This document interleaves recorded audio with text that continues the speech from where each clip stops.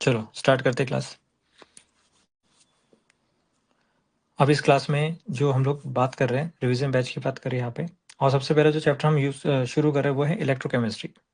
ठीक है, अब इलेक्ट्रोकेमिस्ट्री वाले चैप्टर में क्या क्या चीज़ आने वाली एग्जाम के लिए और हमें कौन से टॉपिक को अच्छे से कवर करना है, करेंगे तो पूरा चैप्टर हम पूरा टॉपिक कवर करेंगे चैप्टर में तो। ठीक है, बट इसके जो सब टॉपिक्स है उसमें हमें क्या करना है, थोड़ा सा फोकस करना है। और इलेक्ट्रोकेमिस्ट्री को कुछ पार्ट में हम डिवाइड करेंगे। ठीक है, टोटल 4 पार्ट में इसको डिवाइड करेंगे हम लोग, 4 पार्ट में डिवाइड करेंगे इसको। और जब 4 पार्ट में डिवाइड कर रहे हैं तो स्टडी करना थोड़ा हमारे लिए आसान होगा। ठीक है, तो यहाँ पे देखो, सबसे पहले इलेक्ट्रोकेमिस्ट्री में हम बात करेंगे गैल्वेनिक सेल की। ठीक है, गैल्वेनिक सेल में हम प्रॉपर पढ़ेंगे डायग्राम, उसके अंडरस्टैंडिंग लेंगे, हम लोग सेटअप को स्टडी करेंगे, फिर इसमें ई नॉट सेल को स्टडी करेंगे, फिर डेल्टा जी नॉट, के सी, नस्ट इक्वेशन, इलेक्ट्रोकेमिकल सीरीज, ये सारी चीज़ के अंदर आएगी। ठीक है, और ये बहुत इंपॉर्टेंट है इसमें एग्जाम के लिए। अगर तुम लोगों को बेसिक अंडरस्टैंडिंग क्लियर हो गई तो अच्छे अच्छे क्वेश्चन तुमसे सॉल्व हो जाएंगे। ठीक है, और यहाँ पे हमारा पूरा फोकस है क्वेश्चन करने में, तो क्वेश्चन की अच्छी अच्छी खासी प्रैक्टिस करेंगे और पीवाईक्यू भी करेंगे हम यहाँ पे। उसके बाद हम स्टडी करेंगे इलेक्ट्रोलाइटिक सेल। इलेक्ट्रोलाइटिक सेल में हम इलेक्ट्रोलाइसिस प्रोडक्ट स्टडी करेंगे, फराडेज लॉ स्टडी करेंगे, फर्स्ट लॉ, सेकंड लॉ। ठीक है, फिर इसके बाद आएगा आपका इलेक्ट्रोलाइटिक कंडक्शन, जिसमें हम लोग रेजिस्टिविटी, कप्पा यानी conductivity, cell constant, molar conductivity, equivalent conductivity, factors affecting molar conductivity, Kohlrausch law, ठीक है, एंड इट्स एप्लीकेशन, ये सारी चीज़ हम कवर करेंगे इसमें डिटेल में विथ न्यूमेरिकल। और जो भी थ्योरी आएगी एग्जाम में वो सारी चीज़ हम डिटेल में स्टडी कर रहे हैं करेंगे। नेक्स्ट, लास्ट टॉपिक सबसे मोस्ट इंपॉर्टेंट है, क्योंकि अगर तुम लोगों को ये वाला टॉपिक अच्छे से क्लियर है तो तुम इसके बारे में अच्छे से समझ पाओगे। ठीक है, सेल बैटरी, जिसमें प्राइमरी सेकेंडरी सेल की बात करते हैं। प्राइमरी में जैसे हम स्टडी करते हैं ड्राई सेल, है ना, उसके बाद आता है आपका मरकरी सेल। फिर सेकेंडरी सेल में हम लोग स्टडी करेंगे आगे आपका लेड स्टोरेज बैटरी। फिर अलग से फ्यूल सेल्स को स्टडी करेंगे। फिर हम बात करेंगे रस्टिंग की, रस्टिंग ऑफ आयरन, करोजन की करोजन को हम लास्ट स्टडी करेंगे। ये करोजन जो है लास्ट टॉपिक है, आखिरी वाला टॉपिक है। ठीक है, इस वाले पार्ट में नहीं आता वो, ये अलग से टॉपिक में आता है। ठीक है, सबको क्लियर हो गया। अब सबसे पहले हम स्टडी करने जा रहे हैं गैल्वेनिक सेल को। वैसे इसके कई सारे नाम हैं, उसको हम डिकोड करेंगे। तो पहले हम बेसिक इंट्रोडक्शन से शुरू करेंगे। बेसिक इंट्रोडक्शन से शुरू करेंगे हम लोग। सबसे पहले हम समझेंगे कि इलेक्ट्रोकेमिस्ट्री का मतलब है क्या। ठीक है, इसको साथ साथ में पॉइंट को लिखते हुए चलो, अगर लिख सकते हो जल्दी से लिख लो। ठीक है, 1 मिनट का टाइम दे रहा हूँ, जल्दी से लिख के डन करो फास्ट, ओनली 1 मिनट।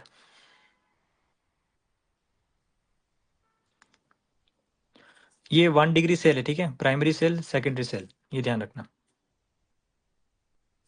तुम लोगों को मैं एक बार दिखा देता हूँ।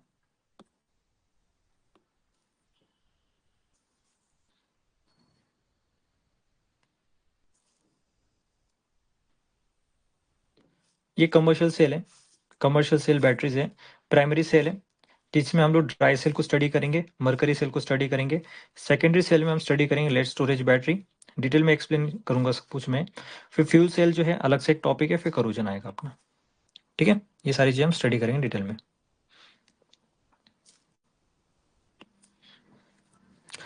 चलो शुरू करें, लिख लिया सब लोग ने?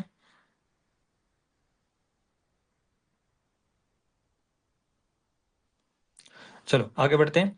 आप सब लोग हेडिंग डालो। इंट्रोडक्शन पार्ट में सबसे पहले लिखो इलेक्ट्रोकेमिस्ट्री, मतलब मेन चैप्टर ही है आपका इलेक्ट्रोकेमिस्ट्री। इलेक्ट्रोकेमिस्ट्री को हम 2 पार्ट में डिवाइड करेंगे, मतलब इसको इस यहाँ पे जो इलेक्ट्रोकेमिस्ट्री लिखा है इसमें 2 वर्ड छुपे हुए हैं, इलेक्ट्रो और केमिस्ट्री। इसको हम डिकोड कर रहे हैं। ठीक है, इलेक्ट्रो का मतलब हम ऐसे बोल सकते हैं कि इलेक्ट्रिकल एनर्जी, यानी कि इलेक्ट्रिसिटी से रिलेटेड है। और केमिस्ट्री में हम बात करते हैं केमिकल रिएक्शन, यानी केमिकल रिएक्शन से रिलेटेड है। ठीक है, अब यहाँ पे देखो, इलेक्ट्रोकेमिस्ट्री को हम डिफाइन ऐसे करते हैं, electrochemistry is the branch of physical chemistry which deals with the study of inter conversion of chemical energy and electrical energy. वैसे एग्जाम में डेफिनेशन तो नहीं आएगी इसकी, बट आगे तुम लोग खुद ही लिख सकते हो इसमें। ठीक है, यहाँ पे हम लोग किसकी बात करेंगे, इंटर कन्वर्जन की बात करेंगे। Inter conversion of chemical energy and electrical energy की बात होगी। यानी कि यहाँ पे हम बोल सकते हैं कि इलेक्ट्रिकल एनर्जी को केमिकल एनर्जी में कन्वर्ट किया जा सकता है और केमिकल एनर्जी को इलेक्ट्रिकल एनर्जी में कन्वर्ट किया जा सकता है। ठीक है, हाँ मैं तुम लोगों को सेंड करूंगा। मैं तुम लोगों को पहले बता दूं, ये जो तुम लोगों को मैं जो हैंड रिटन नोट्स है ये तुम लोग खुद लिखोगे यहाँ पे, ठीक है, खुद लिखोगे सब, टाइम निकाल के क्लास के बाद 15 मिनट टाइम ले लो, ठीक है। और बाकी जो हार्ड कॉपी जिसको चाहिए वो मैं तुम लोगों को प्रोवाइड कर दूंगा बुकलेट की फॉर्म में, ठीक है। मैं फिर से रिपीट करता हूँ, अब बीच में कोई इंटरप्ट नहीं करेगा मुझे, अब बीच में मत बोलना बिल्कुल भी, ठीक है। अब देखो, इलेक्ट्रिकल एनर्जी ये इंटर कन्वर्जन होता है नहीं, अब मैं रिपीट नहीं कर रहा कुछ, मैंने इंट्रोडक्शन पार्ट बताया यहाँ पे, बस इतना ही मैंने बताया। अब मैं चैप्टर ही शुरू कर रहा हूँ सीधे, याद शुरू करो, ठीक है। Electrochemistry is the branch of physical chemistry which deals with the study of inter conversion of chemical energy and electrical energy, ठीक है। यानी कि यहाँ पे इलेक्ट्रो है और एक केमिस्ट्री आपकी, इलेक्ट्रो का मतलब होता है इलेक्ट्रिकल एनर्जी और केमिस्ट्री का मतलब है केमिकल एनर्जी, और इलेक्ट्रिकल एनर्जी का मतलब मैंने बोला इलेक्ट्रिसिटी से रिलेटेड है, और केमिकल एनर्जी यहाँ पे केमिकल रिएक्शन से रिलेटेड है, ठीक है।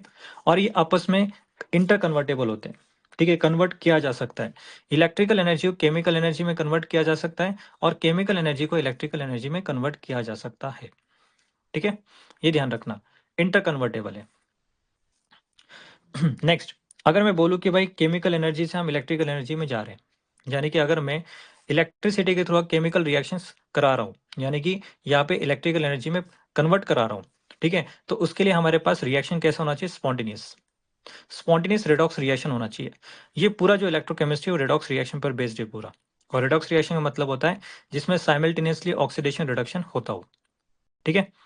तो यहाँ पे स्पॉन्टेनियस रेडॉक्स रिएक्शन का मतलब क्या है, व्हाट इज स्पॉन्टेनियस, स्पॉन्टेनियस का मतलब जो प्रोसेस अपने आप हो जाए, ठीक है, बिना वर्क करे जो प्रोसेस अपने आप होता है उसको हम बोलते हैं स्पॉन्टेनियस प्रोसेस, ठीक है। यानी कि यहाँ पे केमिकल रिएक्शन अपने आप होगा, हमें कुछ करने की जरूरत नहीं है, कोई भी एक्सटर्नल सोर्स की रिक्वायरमेंट नहीं है इस केमिकल रिएक्शन कराने के लिए, ठीक है। सबसे बेस्ट एग्जांपल है अपने घर पे बैटरी, इन्वर्टर बैटरी है, जैसे लाइट चली जाती है तो जो बैटरी वो अपने आप काम करता है, उसके अंदर केमिकल रिएक्शन होता है, और जब केमिकल रिएक्शन होता है वो कैसे होता है, स्पॉन्टेनियस रेडॉक्स रिएक्शन के फॉर्म में, ठीक है। और उसी से क्या होता है, इलेक्ट्रिसिटी जनरेट होती है और हमारे घर पे लाइट आती है इसके कारण, ठीक है।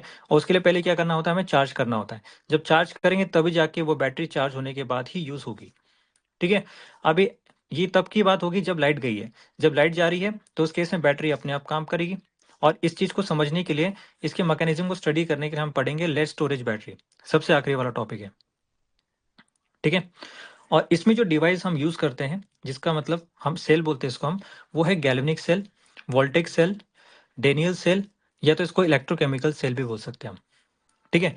जब भी एग्जाम में क्वेश्चन आएगा डेनियल सेल, ठीक है, तुम्हें खुद प्रिडिक्ट कर लेना है कि वो जिंक कॉपर के लिए होगा, ठीक है, जिंक कॉपर के लिए होता है, ये याद रखना सेल, जिसमें जिंक और कॉपर दोनों यूज होंगे एज अ कपल्ड, यानी कि इनका ऑक्सीडेशन रिडक्शन होगा, और हम जानते हैं कि zinc is more reactive than copper, तो जिंक का ऑक्सीडेशन होगा तो कॉपर का क्या होगा, रिडक्शन होगा, कॉपर के आयन का रिडक्शन होगा, ठीक है। सबसे अच्छा है, देखो चीजों को ना एज अ प्रैक्टिकली सोचोगे तो जल्दी से कोरिलेट कर पाओगे और जल्दी से समझ लोगे टॉपिक को।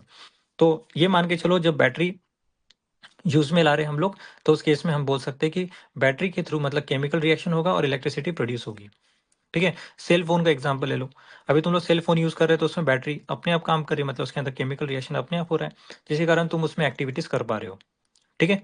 अब बताओ अगर मान लो लाइट आ गई, ठीक है, तो उस केस में क्या होगा, लाइट आने पे जो बैटरी आपकी चार्ज होगी, है ना, तो हम ये बोल सकते हैं इलेक्ट्रिकल एनर्जी से हम लोग किस में जा सकते हैं, केमिकल एनर्जी में जा सकते हैं, यानी कि इलेक्ट्रिसिटी के थ्रू हम लोग क्या जनरेट कर सकते हैं, केमिकल रिएक्शन जनरेट कर सकते हैं।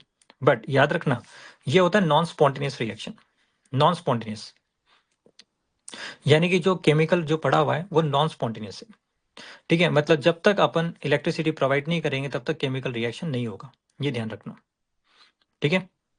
फॉर एग्जाम्पल मेरे पास एक बीकर है, मतलब ग्लास ले लेते हैं, उसमें मैंने नमक डाल दिया, पानी है, पानी में नमक डाल दिया, NaCl। अब बताओ भाई, जो नमक पड़ा हुआ है क्या वो अपने आप रिएक्ट करेगा पानी से, यानी कि ये टूटेगा Na+ और Cl- के फॉर्म में, ये एज इट इज पड़ा रहेगा, बट तुम्हें कभी भी Na+ से सोडियम अपने आप नहीं मिलेगा, तुम्हें Cl- से क्लोरीन नहीं मिल सकता अपने आप, तो इसके लिए तुम्हें इलेक्ट्रिकल वर्क कराना पड़ेगा, यानी कि वर्क डन करना पड़ेगा, जिसको हम बोलते हैं नॉन स्पॉन्टेनियस, यानी कि एक ऐसा प्रोसेस जिसमें हमें एक्सटर्नल सोर्स की रिक्वायरमेंट होती है, यानी कि वर्क डन की रिक्वायरमेंट होती है, ठीक है। बिना वर्क करे जो प्रोसेस होता है उसको बोलते हैं स्पॉन्टेनियस, और जिसमें वर्क डन की रिक्वायरमेंट होती है उसको हम क्या बोलते हैं, नॉन स्पॉन्टेनियस, ठीक है। जैसे पेन है, पेन को अगर मैं ऊपर छोड़ दूं तो ये अपने आप नीचे गिरेगा ना, यानी कि इसको बोलते हैं स्पॉन्टेनियस। अब पेन जो नीचे आया यहाँ पे, क्या अपने ऊपर उठ सकता है क्या? नहीं। तो इसके लिए मुझे वर्क करना पड़ेगा, तभी जाके ये पेन ऊपर की तरफ आएगा, यानी कि ये हो गया नॉन स्पॉन्टेनियस। ठीक है, यानी कि रिएक्शन जो बीकर के अंदर जो आपके केमिकल रिएक्शन, जो आपके केमिकल प्रोडक्ट जो सब्सटेंस पड़े हुए हैं, ठीक है, वो अपने आप तो प्रोडक्ट तो नहीं बना रहे, तो उसके लिए हमें किसकी रिक्वायरमेंट होती है? इलेक्ट्रिसिटी की रिक्वायरमेंट होती है। ठीक है, तो नॉन स्पॉन्टेनियस होता है ये। अब इसमें जो डिवाइस हम यूज करते हैं उसको हम बोलते हैं इलेक्ट्रोलाइटिक सेल। ठीक है, ये सेकंड टॉपिक है जो हम स्टडी करेंगे, और इस प्रोसेस को हम बोलते हैं इलेक्ट्रोलाइसिस। इलेक्ट्रोलाइसिस या इलेक्ट्रोलिसिस बोलते हैं हम इसको। ठीक है, क्या सबको ये बात क्लियर है? प्लीज इसको अंडरलाइन कर लें सब के सब, कि अंडरलाइन इसलिए करना है क्योंकि एग्जाम में आएगा डेनियल सेल, समझ जाना होगा जिंक और कॉपर का तुम्हें रिएक्शन करके दिखाना है। सबको इंट्रोडक्शन पार्ट क्लियर है?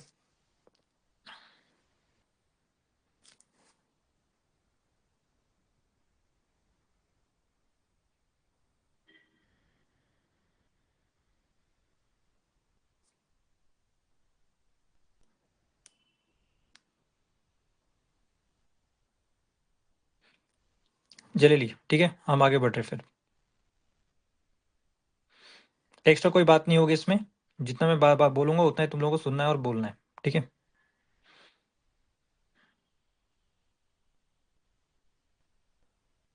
चलो आगे बढ़ रहे हैं हम लोग। नेक्स्ट देखो, अब मैं तुम लोगों को उसको थोड़ा डायग्राम से समझाता हूँ, तो तुम लोगों को बहुत अच्छे से क्लियरिटी मिलेगी इसमें। देखो, इसको हम डिफ्रेंशिएट कर सकते हैं। ये वाला है हमारे पास गैलोनिक सेल, और ये वाला जो है आपका राइट साइड में जो सेल दिख रहा है इसको बोलते हैं इलेक्ट्रोलाइटिक सेल। दोनों में डिफरेंस क्या है? दोनों में डिफरेंस क्या है? एक मिनट रुक जाओ। दोनों में डिफरेंस क्या है? कि भाई यहाँ पे हमारे पास दो बीकर है जिसको हम बोलते हैं हाफ सेल। ये हाफ सेल है, और ये वाला भी क्या राइट साइड में हाफ सेल है। दो बीकर हम लोग ले रहे हैं, ये हाफ सेल है दोनों। दोनों को कंप्लीट करेंगे, दोनों को जोड़ेंगे आपस में, तो उस केस में हमें क्या मिलेगा? कंप्लीट सेल मिलेगा। और इसमें जो है आपका एक ही बीकर में रिएक्शन हो रहा है, यानी कि दो इलेक्ट्रोड एक ही बीकर में डिप किया हुआ है। बट यहाँ पे इंडिविजुअल आपका पास दो, आपके पास इंडिविजुअल क्या है? आपके बीकर है जिसमें हमने एक एक इलेक्ट्रोड को डिप किया हुआ है। ठीक है, अब देखो इस सेटअप में क्या होता है कि चेंज इसमें जो आपका जो सेल होता है वो क्या करता है? Changes chemical energy into electrical energy. ठीक है, और इसमें क्या होगा भाई आपका? इसमें होगा changes electrical energy into chemical reaction. ठीक है, अब इसमें देखो क्या है, मैंने तुम लोग को ऑलरेडी ये सब चीजें पता है, तो मुझे ज्यादा कुछ खास बताने की जरूरत नहीं है। ठीक है, बेसिक तो सबको पता है इसमें। ठीक है, लेफ्ट साइड में हमेशा क्या होता है? एनोड होता है। राइट साइड में क्या होता है? कैथोड होता है। एनोड वाले को हम लोग क्या यहाँ पे कौन सा साइन देते हैं? नेगेटिव चार्ज, और कैथोड वाले को हम पॉजिटिव साइन देंगे। ठीक है, तो एनोड वाले में नेगेटिव और कैथोड वाले में पॉजिटिव साइन होगा। ये वोल्ट मीटर है, ये बेसिकली पोटेंशियल डिफरेंस बताएगा हमें यहाँ पे। इसमें गैल्वेनोमीटर का भी यूज कर सकते हैं, जो कि हमें करंट की डायरेक्शन भी बताएगा वोल्टेज के मतलब पोटेंशियल डिफरेंस के साथ साथ। एनोड नेगेटिव चार्ज होगा, कैथोड पॉजिटिव चार्ज होगा, स्पॉन्टेनियस रिएक्शन अकर्स। और बताओ भाई, does not required external voltage source, यानी कि एक्सटर्नल वोल्टेज सोर्स की रिक्वायरमेंट नहीं है, मतलब तुम्हें प्लग इन करने की जरूरत नहीं है, यानी कि तुम्हें एक्स्ट्रा इलेक्ट्रिसिटी देने की जरूरत नहीं है, क्योंकि रिएक्शन अपने आप हो रहा है और इसी से इलेक्ट्रिसिटी प्रोड्यूस हो रही है। अब बताओ इसमें, इसमें तुम देख सकते हो एनोड के आपका इस बार एनोड को पॉजिटिव लिया गया है, और आपका जो कैथोड है वो नेगेटिव लिया गया है। तो ये इसका कारण क्या है? जब हम आगे पढ़ेंगे ना इस वाले को, तो तुम लोगों को क्लियर हो जाएगा। ठीक है, कैथोड वाले को नेगेटिव चार्ज लेंगे। ठीक है, और इसको हम बोलते हैं नॉन स्पॉन्टेनियस रिएक्शन, यानी कि अगर इसमें नमक डाल दूं तो नमक जो है आपका Na+ और Cl- के फॉर्म में पड़ा रहेगा, बट वो रिएक्शन नहीं करेगा। जब तक तुम बैटरी ऑन नहीं करोगे, वोल्टेज अप्लाई नहीं करोगे, तब तक रिएक्शन नहीं होगा। Required external voltage source. ठीक है, अब चाहे मैं एनोड इसको ले लूं, चाहे इसको एनोड ले लूं, ठीक है, एनोड में हमेशा क्या होना है? ऑक्सीडेशन होना है, चाहे उसका साइन कोई भी हो, पॉजिटिव हो चाहे नेगेटिव हो। यहाँ पे एनोड में नेगेटिव है, यहाँ पे पॉजिटिव है, चाहे नेगेटिव पॉजिटिव चाहे कुछ भी, उससे कोई फर्क नहीं पड़ता। इसका हमेशा क्या होना है? ऑक्सीडेशन। और इसमें कैथोड क्या होना है? हमेशा रिडक्शन ही होना है, याद रखना। ये इलेक्ट्रोलाइटिक सेल का एक डायग्राम है। यहाँ पे तुम लोग ने स्विच ऑन किया है, मतलब प्लग इन किया है। प्लग इन करने के बाद यहाँ पे करंट फ्लो करेगा, करंट फ्लो करने के बाद यहाँ पे वोल्टेज अप्लाई करने के बाद इलेक्ट्रिसिटी के थ्रू तुम केमिकल रिएक्शन करा सकते हो। ठीक है, और केमिकल रिएक्शन से हम लोग क्या कर सकते हैं? बहुत सारे प्रोडक्ट बना सकते हैं। सोडियम चाहिए तुम्हें, सोडियम मिल जाएगा। सिल्वर चाहिए तो उसमें सिल्वर मिल जाएगा। कोई भी गैस चाहिए तुम्हें, गैस भी मिल जाएगा। डिपेंड करेगा कि हमारे पास कौन से टाइप का इलेक्ट्रोलाइट प्रेजेंट है। ठीक है, और ये भी डिपेंड करेगा मीडियम कौन सा ले रहे हैं हम लोग। ठीक है, चलो सबको डायग्राम क्लियर है?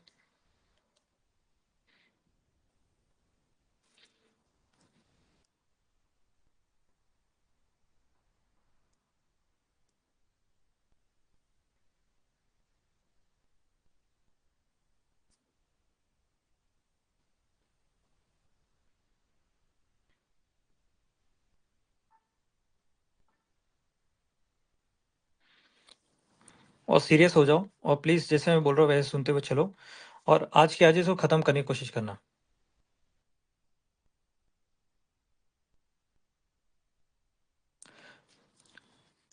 नहीं नहीं, दोनों के लिए नहीं लग सकता, एक ही के लिए लगेगा। हम लोग नस्ट इक्वेशन की बात करेंगे तो वहां पे बात करेंगे, ठीक है।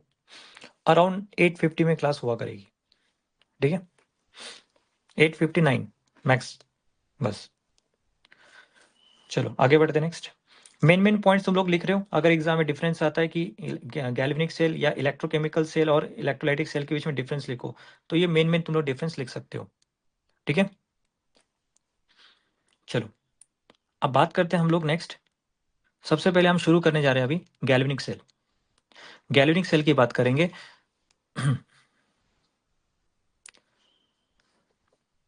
हाँ, रिकॉर्डिंग तुम लोगों को मिल जाएगी, तुम लोग चाहो तो तुम लोग देख सकते हो और अपने नोट्स कंप्लीट कर सकते हो, ठीक है। प्लीज मुझे थोड़ा सा ना अलाउ करना कि मैं थोड़ा सा ना थोड़ा जल्दी ब्रीफिंग करा के खत्म करूँ टॉपिक को, क्योंकि मैं अगर तुम लोगों को बोलूंगा लिखो, फिर तुम लोग टाइम लगाओगे 2-3 मिनट, ठीक है। अगर कर सकते हो तो मेरे साथ लिख सकते हो, ठीक है। जिन्होंने अच्छे से पढ़ रखा है उनको बस रिविजन चाहिए प्रॉपर, और कॉन्सेप्ट और अच्छे से क्लियर करने, कि मान लो कुछ चीजें आज रह जाती है ना, तो वो चीज हमें बाद में क्लिक होती है, हाँ यार ये तो हमने पढ़ा था, अब अच्छे से क्लियर हो रहा है हमें, ठीक है। तो कुछ कुछ चीजें जल्दी से क्लियर कैसे क्लिक होती है, जब हम लोग दोबारा उसको चीज को समझते दोबारा सीरियस होके एकदम, ठीक है। अब देखो,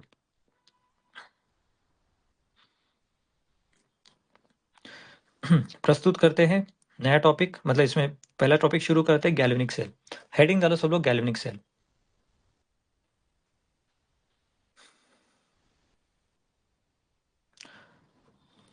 अगर तुम्हारे पास पुराने नोट्स है, पुराने नोट्स में अगर तुम्हें नए अगर कोई पॉइंट्स मिल रहे हैं तो उसमें उसमें लिख सकते हो, ठीक है। बट मेरे हिसाब से अगर रफ कॉपी उठा के तुम लोग करना शुरू करो तो बेस्ट है। लिख लो साथ साथ में, बस सुनना नहीं है, लिखना भी है, तो बहुत अच्छे से तुम लोगों के ऊपर इम्पैक्ट पड़ेगा इस चीज़ का, पॉजिटिव इम्पैक्ट पड़ेगा, ठीक है। तुम लोग को जल्दी से क्लियर होगी चीज़ें, और तुम लोगों को लर्न जल्दी से हो जाएगा, ठीक है। चलो, बस याद रखना जो तुम लोगों की लाइव क्लास चल रही है उसमें बस आसपास में डिस्ट्रैक्शन ना हो जब तुम पढ़ रहे हो, ठीक है। कोई हल्ला गुल्ला कुछ नहीं होना चाहिए, केवल तुम्हारा ध्यान होना चाहिए जो मैं बोल रहा हूँ, दैट्स इट। इतना फोकस रखना, ठीक है। इतना भी कर लोगे ना, बर्डन बहुत कम हो जाएगा और तुम लोगों को बहुत अच्छा लगेगा, पॉजिटिव फील होगा कि भाई चलो कुछ अच्छा प्रोडक्टिव काम किया आज हमने। चलो देखते हैं। गैल्वेनिक सेल है। गैल्वेनिक सेल का मतलब क्या है? A device which converts chemical energy into electrical energy. एक तो ये डेफिनेशन एग्जाम में पूछा जाए तो तुम लोग लिख सकते हो, ठीक है। और ये केमिकल रिएक्शन जब होता है, बेसिकली जब केमिकल रिएक्शन होता है तो उसके लिए हमारे पास होता है स्पॉन्टेनियस। ये स्पॉन्टेनियस रेडॉक्स रिएक्शन होता है। It is a spontaneous redox reaction. अगर स्पॉन्टेनियस रेडॉक्स रिएक्शन नहीं तो उस केस में तुम इलेक्ट्रिसिटी जनरेट नहीं कर सकते हो, ठीक है। तो स्पॉन्टेनियस मतलब अपने आप। आप देखो ये डायग्राम से तुम लोगों को मैं सारी चीजें क्लियर करा देता हूँ, ठीक है। अभी सेटअप तो लोग देख पा रहे हो अच्छे से। इस सेटअप में क्या क्या चीज नजर आ रही है वो गौर से देखो, क्या क्या चीज देख पा रहे हो। एक तो हमारे पास है दो सेपरेट बीकर है, ठीक है। ये दो सेपरेट बीकर है। ये इलेक्ट्रोड है, पहले अच्छे से देख लो, ये इलेक्ट्रोड है, इसको रॉड बोलते हैं हम। तो ठीक है, जो मेटेलिक रॉड होता है उसको हम इलेक्ट्रोड नाम देते हैं, ठीक है, जो इलेक्ट्रिसिटी कंडक्ट कर सके। नेक्स्ट, यहाँ पे ये भी एक रॉड है अपना, ठीक है। हमने ऊपर से एक वायर कनेक्ट कर दिया है, एक्सटर्नल वायर है। ये वोल्ट मीटर है जो पोटेंशियल डिफरेंस बताएगा। अगर मैं गैल्वेनोमीटर लगाता हूँ तो उस केस में पोटेंशियल डिफरेंस और करंट का डायरेक्शन भी मिल जाएगा हमें, ठीक है। नेक्स्ट, बीच में हमने लगा दिया है सॉल्ट ब्रिज। सॉल्ट ब्रिज का क्या रोल है वो हम आगे देखेंगे, सब लोग जानते हो वैसे भी सॉल्ट ब्रिज का रोल होता क्या है, ठीक है। नेक्स्ट, अब यहाँ पे देखो, इसको एक ही यहाँ पे एक शॉर्ट ट्रिक से, मतलब ट्रिक से हम लोग इसको जल्दी से लर्न कर सकते हैं, और इसको मैं समझा देता हूँ, ठीक है। Loan, LOAN, loan. लोन का मतलब क्या होता है? एक मिनट,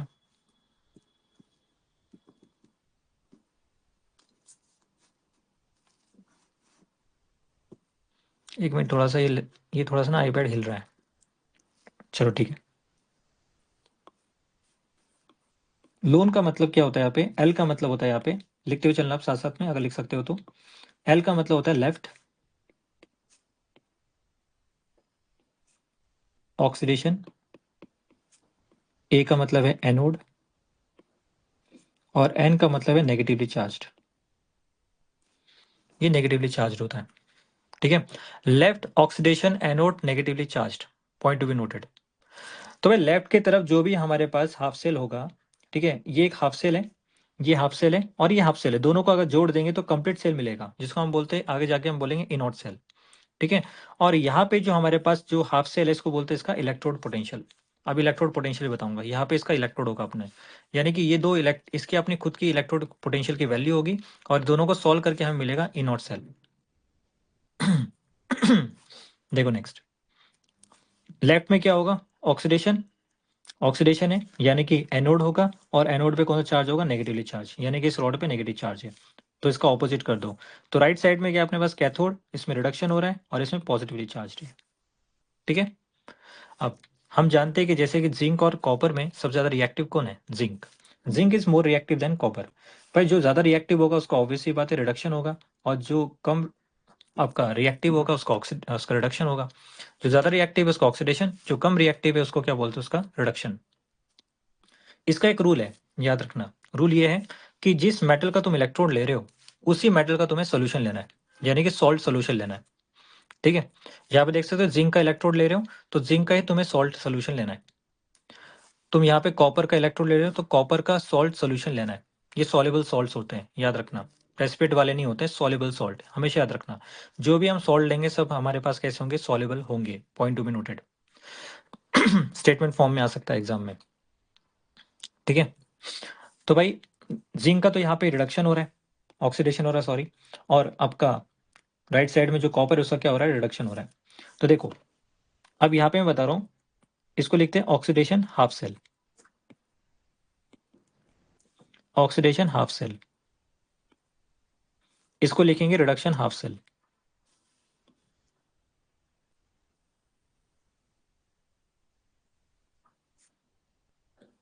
इसको लिखेंगे रिडक्शन हाफ सेल, ठीक है। ये आधा और ये आधा, तो पूरा अगर दोनों को ज्वाइन करेंगे तो हमें मिलेगा पूरा सेल। तो भाई क्या हो रहा है, लेफ्ट की तरफ ऑक्सीडेशन हो रहा है जिंक का, तो जिंक किस में चेंज होगा, जिंक जो सॉलिड फॉर्म में था यानी कि रॉड के फॉर्म, रॉड था, ये रॉड है, ठीक है, सॉलिड फॉर्म में, तो ये किस में चेंज हो रहा है, जिंक 2+ यानी कि एक्वस में चेंज हो रहा है, एक्वस में, और साथ में 2 इलेक्ट्रॉन रिलीज कर रहा है, याद रखना, ठीक है। तो तुम लोग जानते हो ऑक्सीडेशन क्या होता है, ऑक्सीडेशन में इलेक्ट्रॉन का लॉस होता है। और कॉपर जो है बेसिकली उसका आयन लेंगे हम, कॉपर 2+ आयन एक्वस फॉर्म में होगा और ये 2 इलेक्ट्रॉन गेन करेगा, ठीक है। और ये चेंज किस में होगा, कॉपर सॉलिड में चेंज होगा, किसमें चेंज हो रहा है, कॉपर सॉलिड में। अब इस प्रोसेस को समझो, तो होता क्या है कि जब जिंक है वो किसमें चेंज हो रहा है, Zn2+ 2 इलेक्ट्रॉन, ठीक है। अब मैं यहाँ पे ले रहा हूँ एक एटम, जिंक का मैं एक एटम मान के चलता हूँ, सपोज मानते हैं जिंक का हमारे पास एक एटम है, ये जिंक का एक एटम है, दिख रहा है तुम लोगों को,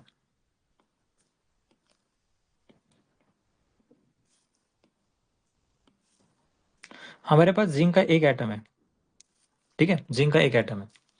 तो भाई जिंक जो है किसमें चेंज होगा, Zn2+ में, ये Zn2+ में चेंज हो गया जिंक, सपोज मानते हैं, ठीक है, चेंज हो गया। तो जिंक Zn2+ में चेंज हो रहा है। अब जब जिंक Zn2+ में चेंज होगा 2 इलेक्ट्रॉन भी रिलीज करेगा।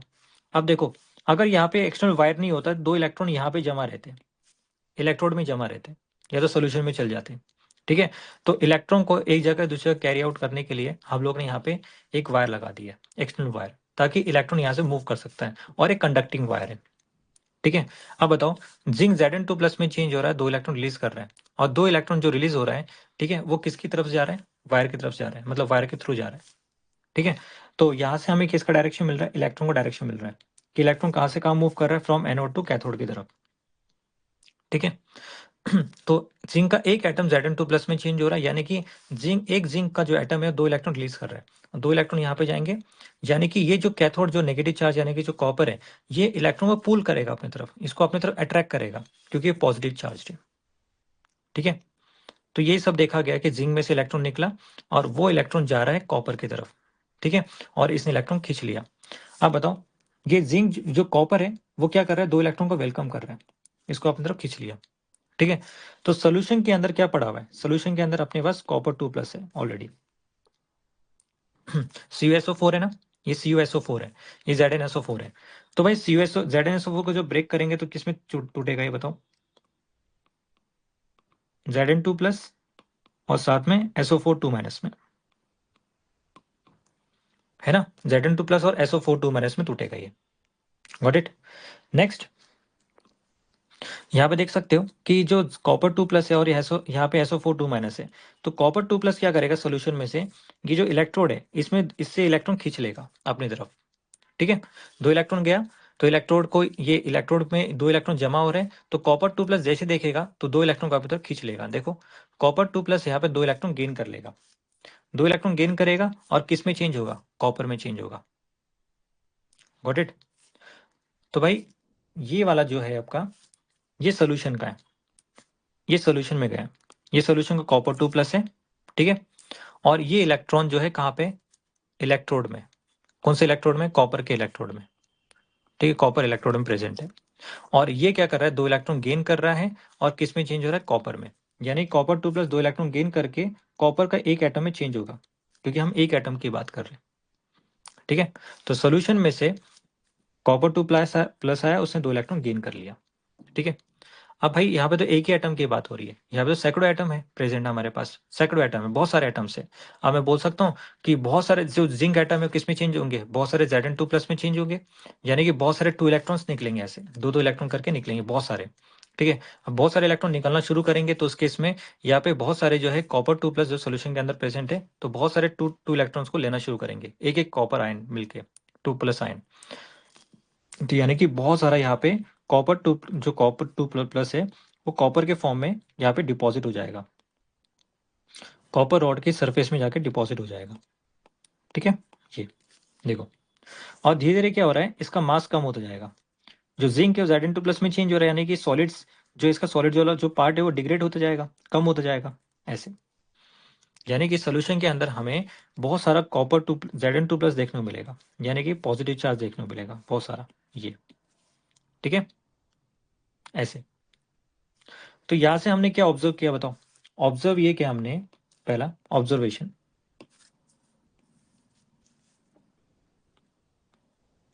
ऑब्जर्वेशन क्या है कि भाई मास ऑफ Zn2+, जो मास है Zn2+ का, ठीक है, इन सोल्यूशन, ठीक है, सॉरी ये मास नहीं बोलूंगा मैं, कॉन्सेंट्रेशन बोलूंगा। ठीक है, concentration of Zn2+ ion in solution, हम बोल सकते हैं इंक्रीज कर रहे हैं, यानी कि सोल्यूशन के अंदर Zn2+ इंक्रीज करता जा रहा है लगातार। ठीक है, उसके बाद मैं ये बोल सकता हूँ कि मास ऑफ Zn, जिंक, जो जिंक एटम है हमारे पास, the mass of zinc atom, ठीक है, ये क्या हो रहा है, धीरे धीरे डिक्रीज कर रहा है, या जिंक बोल सकता हूँ, the mass of zinc decreases. ठीक है, तो जिंक का जो मास है लगातार डिक्रीज कर रहा है। इसमें बताओ जो कॉन्सेंट्रेशन है ऑफ Cu2+ आयन सोल्यूशन के अंदर इन एक्वस सोल्यूशन, वो क्या कर रहा है, डिक्रीज कर रहा है लगातार, इससे कॉन्सेंट्रेशन कम होता जा रहा है। और दूसरा पॉइंट क्या है कि जो मास है मास ऑफ कॉपर, ठीक है, क्या होगा, ये इंक्रीज करते जाएगा लगातार। ये ऑब्जर्वेशन है, ये बहुत इंपॉर्टेंट पॉइंट है, एग्जाम के लिए आने आने के चांसेस हो सकते हैं। अब तक कभी पूछा नहीं गया क्वेश्चन, बट आ सकते हैं। ठीक है, तो मुझे बताओ कि यहाँ पे ओवरऑल क्या देखने को मिल रहा है, ओवरऑल जो सोल्यूशन है, सोल्यूशन में नेट क्या देखने को मिल रहा है, net positive charge. Net positive charge क्या है, इंक्रीज कर रहे हैं, नेट पॉजिटिव चार्ज यहाँ पे इंक्रीज कर रहा है।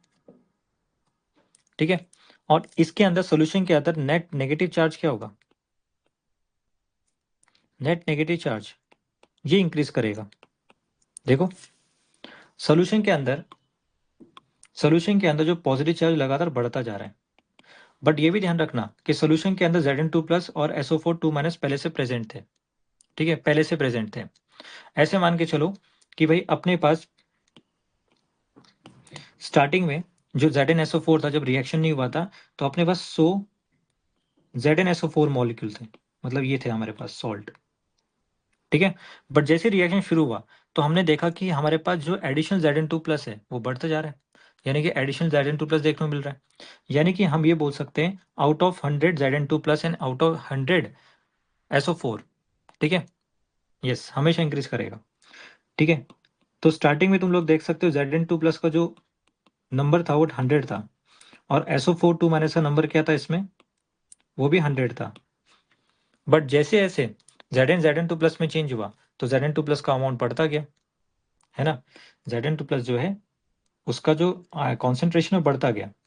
तो बताओ अब यहाँ पे एडिशनल Zn2 प्लस हमें मिल रहा है, यानी कि मैं बोल सकता हूँ कि मान लो कि यहाँ पे 50 Zn2 प्लस और ऐड हो गए, यानी टोटल कितने हो गए बताओ 150।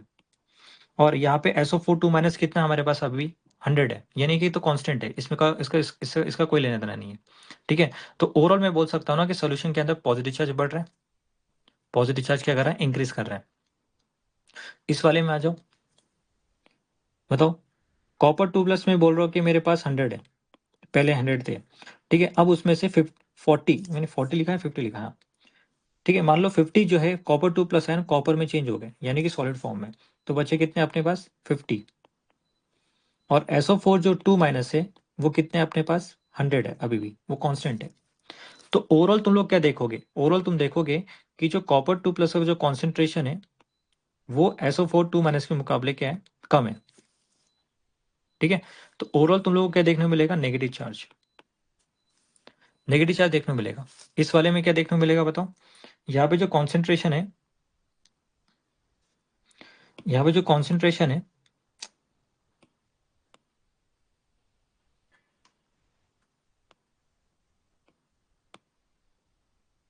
जो भी है पता नहीं क्या होगा इसे, यहाँ पे जो Zn2 प्लस का कॉन्सेंट्रेशन जो है वो SO4 2 माइनस के मुकाबले ज्यादा है, यानी कि ओवरऑल क्या होगा, पॉजिटिव चार्ज बढ़ेगा,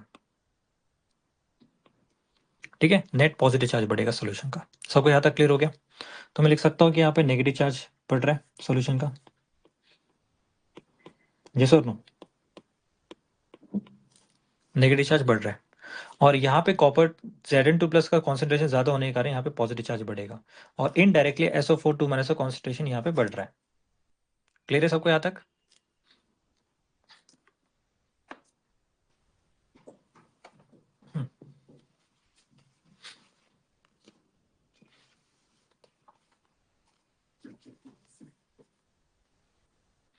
जल्दी से रिप्लाई करो फास्ट सब लोग।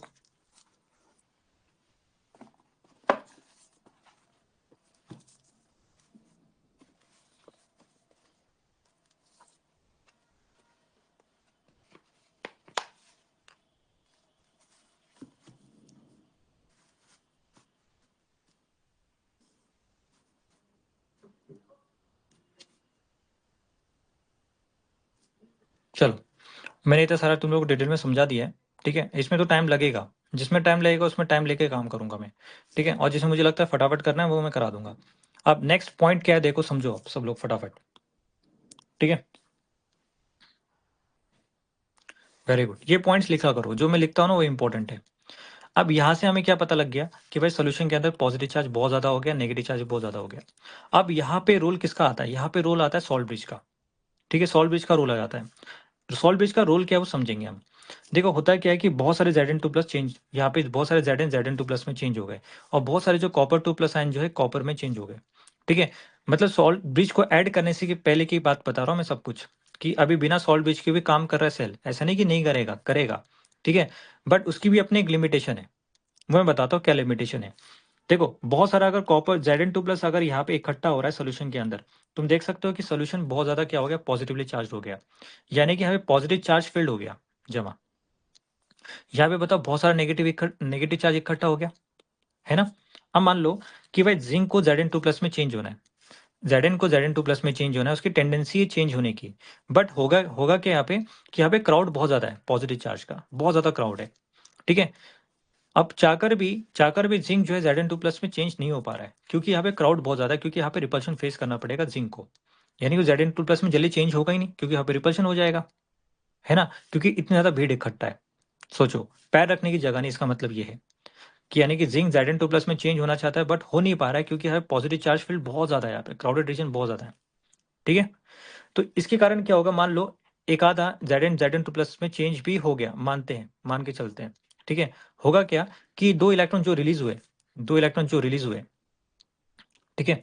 अगर ये दो इलेक्ट्रॉन जो रिलीज हो रहे हैं, ठीक है, यहाँ पे पॉजिटिव चार्ज फील्ड इतना ज्यादा है कि दो इलेक्ट्रॉन यहाँ से निकल नहीं पाएंगे, ठीक है। अगर 2 इलेक्ट्रॉन यहाँ से निकल भी रहे हैं तो ये पॉजिटिव चार्ज फील्ड इतना ज़्यादा स्ट्रॉन्ग हो गया है कि 2 इलेक्ट्रॉन को अपनी तरफ खींच के रखेंगे, यानी कि अलाउ नहीं करने देंगे कि वो दूसरी तरफ जा सके। ठीक है। और ये कितना भी जोर लगा ले 2 इलेक्ट्रॉन जा ही नहीं सकता यहाँ पे फिर। चलो मान लो गलती से 2 इलेक्ट्रॉन भी चले गए तो होगा क्या? अब यहाँ पे भी हर्डल है इसके लिए। अब होगा क्या कि 2 इलेक्ट्रॉन यहाँ पे पहुंच गए, बट यहाँ पे नेगेटिव चार्ज तो बहुत ज़्यादा हो गए, यानी कि ये इलेक्ट्रॉन ऑलरेडी नेगेटिव चार्ज है और ये आपका नेगेटिव चार्ज फील्ड है पूरा। ठीक है। तो इनके बीच में रिपल्शन होगा और कॉपर 2 प्लस यहाँ पे आसपास में कहीं है प्रेजेंट, वो चाहकर भी इधर नहीं जा पा रहा है क्योंकि यहाँ पे बहुत सारे आपके क्या नेगेटिव चार्ज है, सराउंडेड है चारों तरफ से। SO4 2 माइनस ने कॉपर 2 प्लस को घेर लिया है अच्छे से क्योंकि अट्रैक्शन उनके बीच में। तो कॉपर 2 प्लस चाहकर भी जेड मतलब 2 इलेक्ट्रॉन गेन नहीं कर पा रहा है। ये प्रॉब्लम आ गई। अगर ये प्रॉब्लम आ गई इसका मतलब क्या है कि जो वोल्टेज है वो क्या हो जाएगा, जीरो हो जाएगा, यानी कि वोल्टेज ड्रॉप होके जीरो हो जाएगा, यानी कि जो जो आपका सेल का जो काम है वो रुक जाएगा, जो सेल है वो काम नहीं कर पाएगा, उसका फंक्शन रुक जाएगा। अब उसके फंक्शन को कराने के लिए उसको फंक्शन करे, यानी कि वो काम करे, ठीक है, वर्क करे, तो उसके लिए क्या करना पड़ेगा, हमें सॉल्ट ब्रिज को इंट्रोड्यूस करना पड़ेगा। तो इसलिए सॉल्ट ब्रिज का रोल आता है यहाँ पे। तो बहुत सारे स्टूडेंट्स को नहीं पता होता सॉल्ट ब्रिज का रोल क्या होता है एग्जैक्टली बस उन्होंने समझ लिया कि फंक्शन ऑफ सॉल्ट ब्रिज ये होता है, ये लर्न करके जाओ। अगर अंडरस्टैंडिंग बिठा लोगे ना तो तुमसे गलती नहीं होने वाली कभी भी कि सॉल्ट ब्रिज की जरूरत क्यों पड़ी। ठीक है। अब सॉल्ट ब्रिज जो है यहाँ पे इंड्यूस करने के बाद ही यहाँ पे जो सेल है वो काम करेगा। ठीक है। अब कैसे काम करेगा, और इससे पहले हमें डिफाइन करना होगा व्हाट इज सॉल्ट ब्रिज। ठीक है। अब एग्जाम का पहला क्वेश्चन, एग्जाम में क्वेश्चन पूछा जा चुका है कि सॉल्ट ब्रिज का मतलब क्या है। ठीक है। स्टेटमेंट फॉर्म में क्वेश्चन आते हैं। सॉल्ट ब्रिज का मतलब देखो, it is inverted U tube glass containing solution of inert electrolyte with agar agar gel और gelatin to convert into semi solid form. ठीक है। देखो ये अपने पास इन्वर्टेड यू ट्यूब है, ठीक है, ग्लास ट्यूब हो गया, पहले ऐसे था ये, तुमने इसको उल्टा कर दिया, ऐसे इन्वर्ट कर दिया। ठीक है। तो इसको बोलते हैं इन्वर्टेड यू ट्यूब ग्लास। और इसके अंदर क्या प्रेजेंट है, इनर्ट इलेक्ट्रोलाइट। इलेक्ट्रोलाइट कौन से होंगे, बहुत इंपॉर्टेंट पॉइंट है, ये ध्यान रखना। हमारे पास इलेक्ट्रोलाइट्स होते हैं, यहाँ पे लिखा नहीं किया मैंने, हाँ यहाँ पे तो है। हमारे पास इलेक्ट्रोलाइट्स है KCl, KNO3, अमोनियम नाइट्रेट, ये हमारे पास इलेक्ट्रोलाइट्स होते हैं। अमोनियम क्लोराइड भी यूज कर सकते हो। ठीक है, ये अमोनियम क्लोराइड NH4Cl। ठीक है, ये हमारे पास स्पेसिफिक, याद रखना, स्पेसिफिक हमारे पास इलेक्ट्रोलाइट्स होते हैं जो इनर्ट इलेक्ट्रोलाइट की तरह वर्क करते हैं। इनर्ट का मतलब होता है जो केमिकल रिएक्शन में पार्टिसिपेट ना करे। ठीक है। Ions of inert electrolyte do not involve in any chemical reaction, ये बहुत इंपॉर्टेंट पॉइंट है। ठीक है, याद रखना। अब जैसे हम लोग ने यहाँ पे हम लोग ने KCl यानी कि इलेक्ट्रोलाइट को इंट्रोड्यूस किया, तो यहाँ पे देखो लिखा है मैंने, अगर अगर जेल और aqueous electrolyte, aqueous solution electrolyte है, इनको मिक्स कर दिया अपन ने। ठीक है, इनका सोल्यूशन बना रहे, देखो इलेक्ट्रोलाइट और अगर अगर जेल, इनको आपस में मिक्स कर दिया।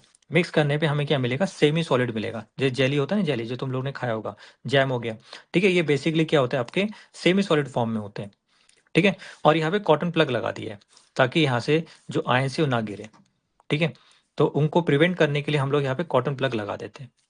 ठीक है। और ये चिपके होते हैं, देखो ये ऐसे अगर अगर जेल इसमें लगा होता है। ठीक है। और जेलेटिन होता है, जेलेटिन मतलब प्रोटीन, तुम लोग जानते हो शायद से। ठीक है। तो यहाँ पे ये इसके अंदर चिपका रहता है, देखो ये, अगर तुम गौर से देखो ना, तो यहाँ पे अगर जेल के अंदर K+Cl माने चिपके होते हैं, ऐसे चिपके होते हैं, ये निकल नहीं सकते। अगर मैं अगर जेल का यूज ना करूँ तो ये आयन तो सीधे नीचे गिर जाएंगे, है ना। कॉटन प्लग कितना संभाल लेगा, गॉट इट, सीधे नीचे गिर जाएंगे। तो हमें गिराना नहीं है, तो उनको हमें चिपकाना है प्रॉपर। अब देखो यहाँ पे नेक्स्ट मैंने क्या किया, सॉल्ट ब्रिज को यहाँ पे इंट्रोड्यूस कर दिया। अब सॉल्ट ब्रिज को इंट्रोड्यूस करने से क्या होगा, अब सबसे मोस्ट इंपॉर्टेंट चीज इनका रोल देखो आप, what is the role of salt bridge, मतलब what is the function of salt bridge. ठीक है। तो पहला सॉल्ट ब्रिज का फंक्शन होता है टू प्रिवेंट आपका अपना क्या उसका नाम, वोल्टेज। ठीक है, टू ड्रॉप वोल्टेज, वोल्टेज को ड्रॉप होने से रोकना, टू प्रिवेंट, ठीक है, फ्रॉम वोल्टेज। अब पहला फंक्शन में, इससे पहले एक और चीज हम बोलेंगे कि जो KCl को जो हमने इसमें ऐड किया, तो KCl जो है K+ और Cl- के फॉर्म में टूटेगा। ठीक है। अब बताओ भाई, जब KCl K+ और Cl- के फॉर्म में टूटेगा, तो मान लो यहाँ पे अपने पास है K+, बताओ ये K+ है, ये K+ कहाँ जाएगा, नेगेटिव चार्ज की तरफ जाएगा, यहाँ पे K+ जाएगा। चलो मैं ऐसे ही बताया था फटाफट। तो ये K+ यहाँ पे गया, ठीक है, नेगेटिव चार्ज की तरफ गया। और ये जो Cl माइनस को कहा जाएगा पॉजिटिव चार्ज की तरफ। ऐसा क्यों? क्योंकि K प्लस Cl माइनस को जब रखेंगे तो यहाँ पे ये अट्रैक्शन फील करेंगे, क्योंकि यहाँ पे पॉजिटिव चार्ज फील्ड बहुत ज़्यादा है, यहाँ पे नेगेटिव चार्ज फील्ड बहुत ज़्यादा है। तो उस केस में जो Cl माइनस है वो यहाँ पे अट्रैक्शन फील करेगा इस तरफ, तो यानी कि इस तरफ जाएगा वो, और जो K प्लस है वो इस तरफ जाएगा, इस सोल्यूशन की तरफ। और इनका जाने का मकसद क्या है? जाने का एक ही मकसद है कि भाई यहाँ पे जितने भी क्राउडेड रीजन है उन सबको खत्म करना, उन सबको न्यूट्रलाइज कर देना। ठीक है, तो जैसे यहाँ पे Cl माइनस जाएगा तो Cl माइनस क्या करेगा, जितने भी पॉजिटिव चार्ज Zn2 प्लस है उन सबको न्यूट्रलाइज करेगा, यानी कि उनके साथ जुड़ के क्या बनाएगा, ZnCl2, यानी कि Zn2 प्लस है और यहाँ पे 2Cl है। ठीक है, यानी कि ये आपस में क्या कर लेंगे, एक दूसरे को न्यूट्रलाइज कर लेंगे, यानी कि एक नेगेटिव चार्ज पॉजिटिव चार्ज को न्यूट्रलाइज करेगा। और यहाँ पे जो K प्लस है वो SO4 2 माइनस के जो जितने भी नेगेटिव चार्ज सबको क्या करेगा, न्यूट्रलाइज कर देगा। ठीक है, अब न्यूट्रलाइज करने से क्या होगा कि यहाँ पे पॉजिटिव चार्ज जो जो क्राउडेड रीजन जो था आपका, जो जो अपनी भीड़ थी वो कम हो जाएगी, और यहाँ पे भी नेगेटिव चार्ज की जो भीड़ है वो कम हो जाएगी। अगर भीड़ कम हो जाएगी तो उस केस में आप Zn किस में चेंज हो सकता है, Zn2 प्लस में चेंज हो सकता है, इलेक्ट्रॉन आसानी से फ्लो करेगा, और कॉपर 2 प्लस जो है आसानी से इलेक्ट्रॉन गेन कर लेगा और कॉपर के फॉर्म में चेंज हो जाएगा। ठीक है, मतलब कॉपर सॉलिड के फॉर्म में चेंज होगा ये।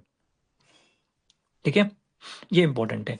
ये दो इलेक्ट्रॉन जो है एनोड की तरफ जा रहे हैं, यानी कि एनोड है, और ये दो इलेक्ट्रॉन जो है कैथोड की तरफ जा रहे हैं, यानी कि इलेक्ट्रोड की तरफ। ठीक है, तो पहला जो इसका फंक्शन आया वो फंक्शन ये है। ठीक है, ये पहला फंक्शन है, it maintain electrical neutrality of two half cell solution. Next, अब यहाँ पे सॉल्ट ब्रिज को कनेक्ट करने से क्या होता है, it connects the solution of two half cell to complete the inner cell circuit, यानी कि इनर सेल सर्किट को पूरा करने के लिए हम इसका यूज करते हैं। ठीक है, तो बताओ भाई, अगर यहाँ पे अगर हमें सेल को फर्दर फंक्शन में लाना है तो उस केस में सॉल्ट ब्रिज का यूज करना पड़ेगा, ताकि सारे पॉजिटिव चार्ज नेगेटिव चार्ज हट जाए। और यहाँ पे दोनों को, ये क्या कर रहा है, दोनों हाफ सेल का एक हाफ सेल के बीच में ब्रिज की तरह काम करेगा। ठीक है, और ये पॉजिटिव चार्ज नेगेटिव चार्ज को हटा देगा। Next, if the salt bridge is removed then voltage drop to zero, voltage zero तक ड्रॉप हो सकता है। हाँ, याद रखना, मैं ये बोलना चाह रहा हूँ कि जो भी आपका जब रिएक्शन भी होगा तो उस केस में रिडॉक्स रिएक्शन नहीं होना चाहिए, उसमें रिडॉक्स रिएक्शन बिल्कुल नहीं होना चाहिए। सही मेरी बात, इसके अंदर अपने आप रिडॉक्स रिएक्शन नहीं होना चाहिए, यानी कि मैं अगर जिंक 2 प्लस और 2Cl माइनस है, ये आपस में रिडॉक्स रिएक्शन नहीं करेंगे। ठीक है, ये आपस में रिडॉक्स रिएक्शन नहीं करेंगे, ये ध्यान रखना। रिडॉक्स रिएक्शन का मतलब होता है केमिकल रिएक्शन का होना, और वो सेल के लिए सही नहीं है। ठीक है, तो यहाँ पे इसी सोल्यूशन के अंदर ऑक्सीडेशन रिडक्शन हो जाएगा। एक्चुअली में ये वाला जो सेल है ना, इसको बोलते हैं इनडायरेक्ट रिडॉक्स रिएक्शन, इसको इनडायरेक्ट रिडॉक्स रिएक्शन बोल रहे हैं। देखो, यहाँ पे डायरेक्टली थोड़ी ना हो रहे हैं कि यहाँ से सीधे दो इलेक्ट्रॉन निकल के यहाँ पे पहुंच गया, नहीं, वो इनडायरेक्टली जा रहा है दो इलेक्ट्रॉन ये। अब डायरेक्ट रिडॉक्स रिएक्शन का मतलब क्या होता है, देखो, ये हमारे पास एक बीकर है, इसमें एक सोल्यूशन है, मान लो मेरे पास है जिंक सल्फेट का सोल्यूशन है। ठीक है, सॉरी, कॉपर सल्फेट का सोल्यूशन है मेरे पास, और मैंने इसमें डिप कर दिया जिंक इलेक्ट्रोड। देखो, जिंक रॉड को मैंने डिप कर दिया। अब देखो, जो मैंने रॉड लिया है जिंक का, मैंने सोल्यूशन तो अलग ले लिया, कॉपर सल्फेट का ले लिया, यानी कि जब जिंक है अब किस में चेंज होगा, Zn2 प्लस में, और जो कॉपर 2 प्लस यहाँ पे जो होगा वो दो इलेक्ट्रॉन गेन करके किस में चेंज हो जाएगा, कॉपर में। यानी कि ये तो डायरेक्ट रेडॉक्स रिएक्शन हो रहा है, और ये सेल के लिए सही नहीं है, यानी कि इधर ही तो रेडॉक्स रिएक्शन हो गया सीधे सीधे, ऑक्सीडेशन रिडक्शन इधर ही हो गया। ठीक है, मतलब जो हमने इलेक्ट्रॉन को यहाँ पे बिजी रखा था, वो इलेक्ट्रॉन तो अपने आप ही रेडॉक्स रिएक्शन कर लेंगे आपस में, इलेक्ट्रॉन को लेन देन कर लेंगे, वो हमारे लिए सही नहीं है सेल के लिए। क्लियर होगी बात सबको? सबको सही में आ गया? लिख लेना, it is a indirect redox reaction, direct redox reaction नहीं है। अब यहाँ पे देखो, एक डेफिनेशन तुम लोगों को याद रखनी है, KCl KNO3 अमोनियम नाइट्रेट और आपका ammonium chloride are generally preferred because their ion have almost same mobility. मैंने कहा कि हम लोग स्पेसिफिक इलेक्ट्रोलाइट का ही यूज कर रहे हैं। क्यों यूज कर रहे हैं? क्योंकि यहाँ पे इनकी मोबिलिटी सेम होनी चाहिए, मतलब जिस टाइम कटाइन जाएगा, जिस वक्त Cl माइनस यहाँ पे जा रहा है उसी वक्त यहाँ पे K प्लस जाना चाहिए, यानी कि दोनों का टाइमिंग क्या होनी चाहिए, सेम होनी चाहिए। अगर ये 1 सेकंड में यहाँ पे पहुंचा तो ये 1 सेकंड में यहाँ पे पहुंच जाना चाहिए। अगर Cl माइनस अगर 1 सेकंड में यहाँ पे, अगर मान लो 1 सेकंड में यहाँ पे कई सारे, अगर मान लो 10 पॉजिटिव चार्ज को हटा रहा है, तो यहाँ पे Cl minus sorry K plus जो है 1 सेकंड में 10 नेगेटिव चार्ज को भी हटाना चाहिए। इसका मतलब ये है, यानी कि दोनों की मोबिलिटी, दोनों की स्पीड सेम होनी चाहिए। ऐसा नहीं होना चाहिए कि ये पहले पहुंच गया, ये बाद में पहुंच गया। नहीं, ये गलत हो जाएगा फिर। तो उस केस में इलेक्ट्रिकल न्यूट्रलिटी जल्दी मेंटेन नहीं हो पाएगा। यानी कि अगर मान लो यहाँ पे पॉजिटिव चार्ज तुमने जल्दी खत्म कर दिया, ठीक है, बट यहाँ पे नेगेटिव चार्ज खत्म हुआ ही नहीं, तो इसका मतलब क्या है कि इलेक्ट्रॉन जो जा रहा है, बट यहाँ पे इलेक्ट्रॉन तो रुक गया। अब ये कॉपर 2+ इलेक्ट्रॉन एक्सेप्ट ही नहीं कर सकता। सही में आ गई बात सबको? हाँ, तो साइमल्टेनियसली होगा, एक साथ होगा। तो यहाँ पे एक साथ क्या कर रहे हैं, ये पॉजिटिव चार्ज नेगेटिव चार्ज को खत्म कर रहे हैं, यानी कि दोनों की मोबिलिटी सेम होनी चाहिए। मोबिलिटी सेम ना हो तो अपने आप से क्वेश्चन करो क्यों। अगर सेम नहीं होगा तो उस केस में, अगर यहाँ पे मैंने क्या बोला, 2 इलेक्ट्रॉन आराम से पहुंच गया, बट यहाँ पे कॉपर 2+ यहाँ पे बिजी हो गया, यानी कि उस सारे चारों तरफ से नेगेटिव चार्ज को सराउंड कर रखा है, तो 2 इलेक्ट्रॉन जल्दी गेन नहीं कर पाएगा। ठीक है, वही तो बोल रहा हूँ, साइमल्टेनियस मतलब एक साथ। क्लियर होगी बात सबको? तो अगर मैं यहाँ पे NaCl का यूज करता तो NaCl यहाँ पे काम नहीं कर पाएगा, क्योंकि दोनों की मोबिलिटी क्या है, डिफरेंट है। दोनों की मोबिलिटी क्या है, डिफरेंट है। तो मोबिलिटी क्या होनी चाहिए, सेम होनी चाहिए, ये ध्यान रखना।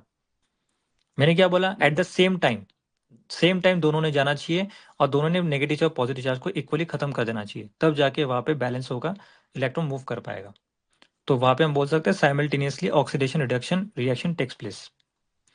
नेक्स्ट, इफ Ag+, मान लो मेरे पास ये सोल्यूशन है, सोल्यूशन के अंदर मेरे पास ये, मैंने मान लो जिंक की जगह मैंने ले लिया सिल्वर का रॉड, सिल्वर रॉड ले लिया और सिल्वर का सोल्यूशन लिया मैंने।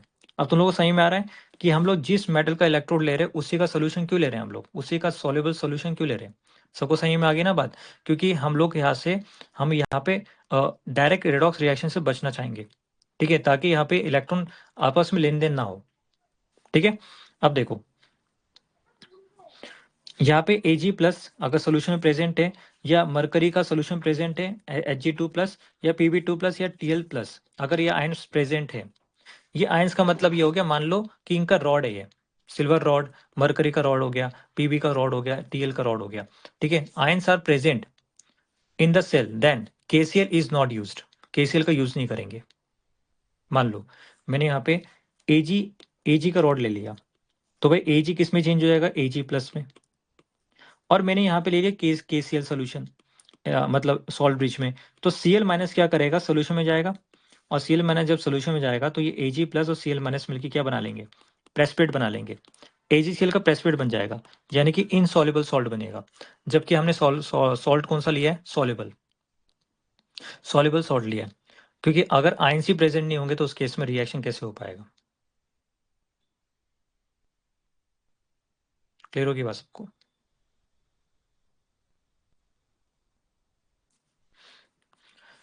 तो यहाँ पे लिखा है, ये पॉइंट है, अगर ये इनमें से कोई भी आयन अगर सोल्यूशन के अंदर प्रेजेंट है तो उस केस में KCl का यूज नहीं करना है, बस याद रखना, या अमोनियम क्लोराइड का यूज मत कर लेना। ठीक है, इन दैट केस क्या होगा, because formation of PPT takes place, यहाँ पे पीपीटी का फॉर्मेशन हो जाएगा, प्रेसिपिटेट बन जाएगा। ठीक है, फंक्शन ऑफ सॉल्ट ब्रिज, ये इंपॉर्टेंट एग्जाम के लिए, what is the role of, मतलब what is the function of salt bridge. Next, what is salt bridge, ये डिफाइन करने को आएगा। और यहाँ पे हम लोग इलेक्ट्रोलाइट ये यूज क्यों करते हैं, तो तुम बोलोगे क्योंकि उन सबकी मोबिलिटी क्या होती है, सेम होती है। ठीक है, अब तुम लोगों के एग्जाम में क्वेश्चन आया 2024 में, देखो अब तुम लोगों को PYQ बता रहा हूँ मैं। CBSE 2024 में क्वेश्चन आया था, what is the function of salt bridge in galvanic cell, इसको लिख लेना। ठीक है, और इसका आंसर भी साइड में लिख लेना, इस तरह से क्वेश्चन रिपीट भी हो सकता है। Got it? लिख लेना, what is the function of salt bridge in aqueous in galvanic cell. अच्छा, क्या सबको क्या सबको यहाँ तक डिटेल तक टॉपिक क्लियर हो गया जो मैं तुम लोगों को समझाया अभी?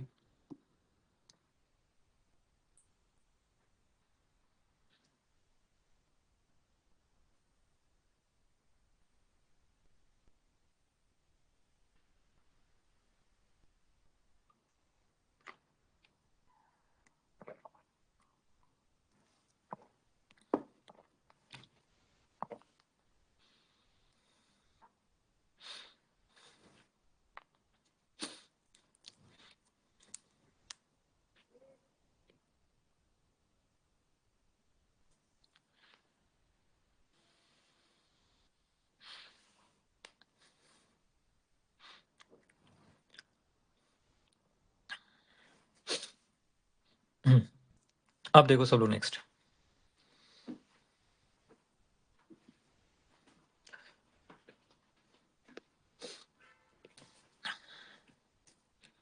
अब यहाँ पे हम बात करेंगे, लिख लो सेल रिप्रेजेंटेशन, लिख लेना गैल्वेनिक सेल और इलेक्ट्रोकेमिकल सेल रिप्रेजेंटेशन, लिखो सब लोग फटाफट वहां पे, गैल्वेनिक सेल और इलेक्ट्रोकेमिकल सेल रिप्रेजेंटेशन। देखो होता क्या है अपने पास, ये तुम लोगों के पास रिप्रेजेंटेशन है। अब रिप्रेजेंटेशन को मैं डिकोड करता हूँ प्रॉपर तरीके से, वो समझो। ये अपने पास जिंक था, जिंक सॉलिड किस में चेंज हुआ, Zn2+ एक्वस में, और 2 इलेक्ट्रॉन इसने रिलीज कर दिया। कॉपर 2+ ने 2 इलेक्ट्रॉन गेन किया और कॉपर में चेंज हुआ। अच्छा अब इसमें थोड़ी सी फीलिंग समझो इसकी, अभी तुम लोगों को फीलिंग आएगी थोड़ी सी, ये आएगी कि भाई यहाँ पे जो इलेक्ट्रॉन इसने लूज किया था जिंक 2+ ने, बस जिंक ने जो दो इलेक्ट्रॉन लूज किया, तो वही इलेक्ट्रॉन किसने गेन किया, कॉपर 2+ ने। यही इलेक्ट्रॉन कहाँ से आ रहा है, ये जिंक से आ रहा है। यानी कि जिंक जो है Zn2+ में चेंज हो गए, 2 इलेक्ट्रॉन्स किसको दे रहा है, कॉपर 2+ को, तब जाके यहाँ पे रिएक्शन हो पा रहा है। ठीक है, याद रखना ये 2 इलेक्ट्रॉन किसके माने जाएंगे, ये Zn के माने जाएंगे 2 इलेक्ट्रॉन। ठीक है, अब देखो मैं इसको रिप्रेजेंट कर रहा हूँ। रिप्रेजेंट करने का तरीका क्या है कि अपन यहाँ पे Zn2+ लिखा, सॉरी Zn लिखा अपन ने सॉलिड फॉर्म में, और इस एरो को हटा के मैं क्या लगा दूंगा, स्लैश, ये स्लैश लगा रहा हूँ मैं यहाँ पे। ठीक है, और ये यहाँ पे लगा दिया मैंने Zn2+। ठीक है, और यहाँ पे इसको लिखेंगे एक्वस। अब मैंने यहाँ पे बीच में इसलिए स्लैश लगाया क्योंकि यहाँ पे देखो दोनों तरफ फिजिकल चेंज किया, आपके मतलब फिजिकल स्टेट क्या दोनों का डिफरेंट है, यानी कि इनको सेपरेट करने के लिए अपन ने यहाँ पे सॉलिड और यहाँ पे क्या लगा दिया, एक्वस। आई एम सॉरी, इन दोनों को सेपरेट करने के लिए अपन ने बीच में से एक स्लैश लगा दिया। ठीक है, ताकि इनका सेपरेशन बना रहे। यहाँ पे देख लो कॉपर 2+ है, कॉपर 2+ एक्वस है, स्लैश कॉपर सॉलिड, ये हो गया। अब दोनों के बीच में ये सेल हाफ सेल और ये हाफ सेल, दोनों को अलग करने के लिए हमने क्या कर दिया, बीच में 2 स्लैश लगा दिए। इसको हम बोल सकते हैं सॉल्ट ब्रिज। क्या बोलेंगे, सॉल्ट ब्रिज। देखो सॉल्ट ब्रिज कैसे होता है, यहाँ पे देखो सॉल्ट ब्रिज में ये एक डंडा है, एक डंडा ये हो गया। ठीक है, दोनों का ऐसे लिख दो, दैट्स इट, सेपरेट हो गया। यानी कि 2 हाफ सेल को सेपरेट करने का काम कर रहा है, मतलब कनेक्ट करने का काम कर रहा है वैसे। अब यहाँ पे देखो सब लोग, Zn2+ में चेंज हो गया, कॉपर 2+ कॉपर में। क्या मैं इसको बोल सकता हूँ कि ये चीज एनोड है और ये है आपका कैथोड। एनोड में ऑक्सीडेशन हो रहा है और कैथोड में क्या हो रहा है, रिडक्शन हो रहा है। और यहाँ पे एनोड की तरफ नेगेटिव चार्ज है और कैथोड की तरफ कौन सा चार्ज है, पॉजिटिव चार्ज है। ठीक है, एलओ एन लोन से तुम लोगों को क्लियर हो जाएगा। इलेक्ट्रॉन का डायरेक्शन हमें पता है कि इलेक्ट्रॉन का डायरेक्शन कहाँ से कहाँ होगा, फ्रॉम एनोड टू कैथोड। और करंट का डायरेक्शन हमेशा याद रखना, जिस इलेक्ट्रॉन के फ्लो के ऑपोजिट होता है। जहां से इलेक्ट्रॉन, जिस डायरेक्शन में इलेक्ट्रॉन फ्लो करेगा उसके ऑपोजिट में करंट का फ्लो होगा। ठीक है, ये इसकी रिप्रेजेंटेशन हो गई। और अगर हमें एग्जाम में लिखना हो इस तरह से हम लिखेंगे। ठीक है, और यहाँ पे एबीसी का मतलब क्या है, व्हाट इज एबीसी। यहाँ पे ए का मतलब है A for anode, B for क्या है, सॉल्ट ब्रिज, सॉल्ट ब्रिज तुम लोग लिख लेना, या ब्रिज है मतलब सॉल्ट ब्रिज लिख लेंगे, और सी फॉर कैथोड, याद रखो। तो बताओ भाई, एनोड में कौन सा चार्ज है, नेगेटिव चार्ज है। कैथोड में कौन सा चार्ज है, पॉजिटिव चार्ज है। एनोड में क्या होगा, ऑक्सीडेशन, और कैथोड में क्या होगा, रिडक्शन। ठीक है, ये रिप्रेजेंटेशन है इसमें। इसको लिख के डन करो फर्स्ट।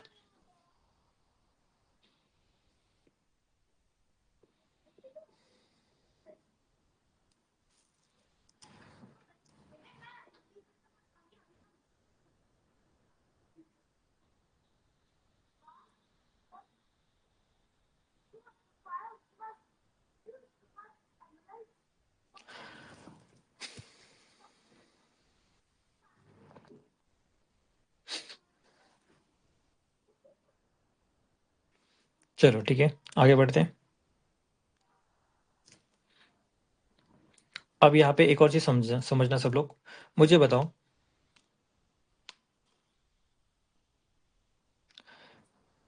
ये बसंत के बाद ना फालतू टाइम है इतना लिखने का, है ना। यहाँ पे देख लो, मुझे बताओ ये पूरा सोल्यूशन कौन सा चार्ज है, बताओ, पॉजिटिव चार्ज था। ये सोल्यूशन क्या था, नेगेटिव चार्ज था। मतलब हम ओवरऑल बोल सकते हैं ना सोल्यूशन में पॉजिटिव चार्ज रहेगा, यहाँ पे नेगेटिव चार्ज रहेगा, और यहाँ पे इलेक्ट्रॉन था आपका नेगेटिव चार्ज। तो बताओ क्या इनके पीछे चार्ज सेपरेशन नहीं है, बताओ। जिस मेटल का इलेक्ट्रोड ले रहे हैं उसी का हम लोग सॉल्युबल सॉल्ट ले रहे हैं, यानी कि उनके बीच में क्या आ रहा है, चार्ज सेपरेशन आ रहा है। और इसी चार्ज सेपरेशन को बोलते हैं इसका इलेक्ट्रोड पोटेंशियल। ठीक है, इलेक्ट्रोड पोटेंशियल का मतलब क्या है, व्हाट इज पोटेंशियल। पोटेंशियल का मतलब होता है चार्ज। ठीक है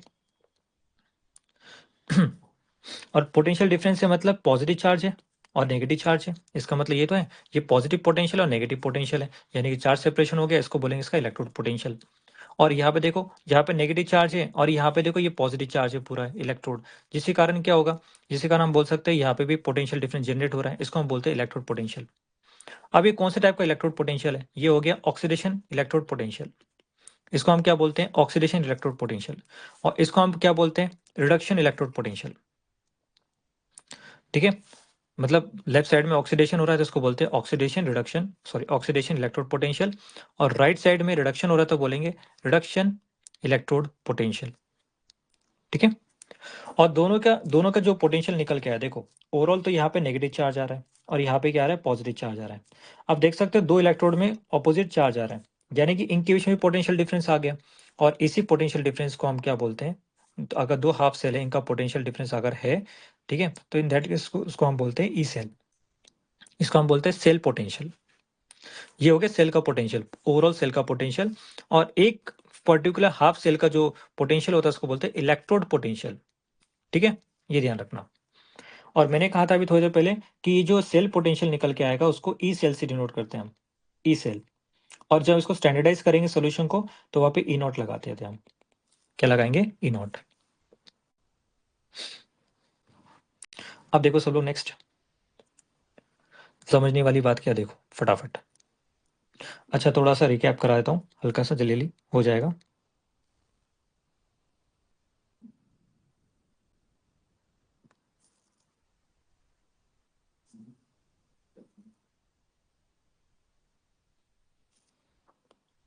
यहाँ पे देख सकते हो सब लोग, मैंने यहाँ पे अच्छे से डिफाइन कर रखा है कि इलेक्ट्रोड पोटेंशियल का मतलब क्या है। मतलब इसको बस देख लेना, इसकी जरूरत नहीं पड़ेगी एग्जाम के लिए, एग्जाम में सब नहीं आता है, एक डेफिनेशन अगर पढ़ना चाहो तो पढ़ लेना। The potential difference setup between metal electrode and it's ion in the solution.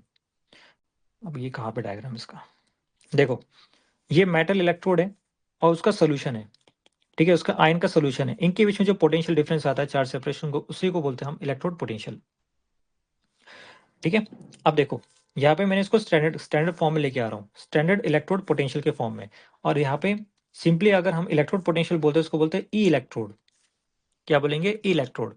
और जब मुझे स्टैंडर्ड कंडीशन में लाना है इसको, तो मैं इसको नॉट लगा दूंगा, नॉट।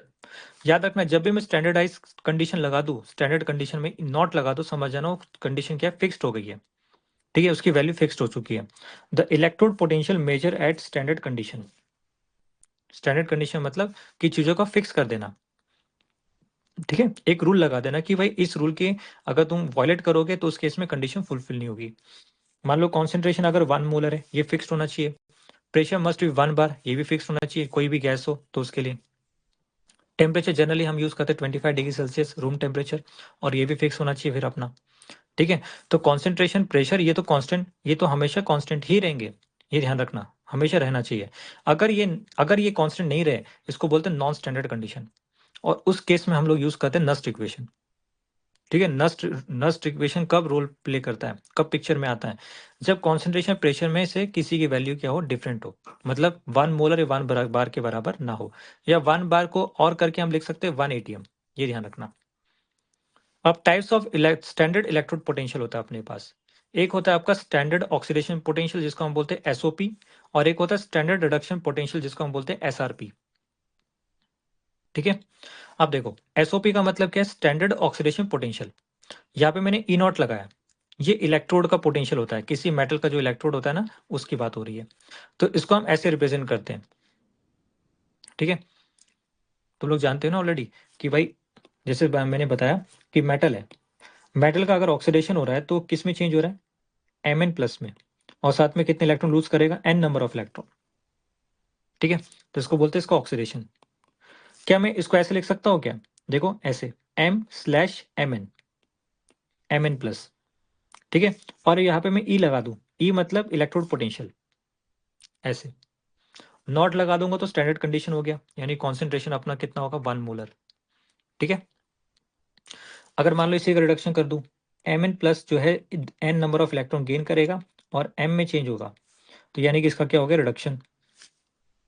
तो बताओ क्या इसको मैं ऐसे लिख सकता हूँ, M N plus slash M, तो यहाँ पे क्या आएगा, यहाँ पे ई नोट लगा दूं तो ये किसको रिप्रेजेंट करता है, एसआरपी, स्टैंडर्ड रिडक्शन पोटेंशियल, और ये किसको रिप्रेजेंट करेगा, स्टैंडर्ड ऑक्सीडेशन पोटेंशियल, एसओपी को रिप्रेजेंट करेगा।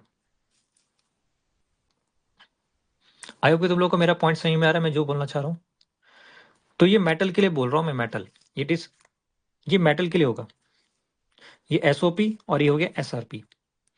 अब देखो इसमें क्या लिखा है, when electrode is negatively charged, याद रखना इलेक्ट्रोड क्या है, negatively charge, with respect to solution, कि सोल्यूशन के रिस्पेक्ट में, जो सोल्यूशन के रिस्पेक्ट में अगर देखा जाए तो इलेक्ट्रोड में कौन चार्ज आ रहा है, बताओ, नेगेटिव चार्ज आ रहा है, यानी कि हम क्या बोल सकते हैं, इट एक्ट एज एनोड।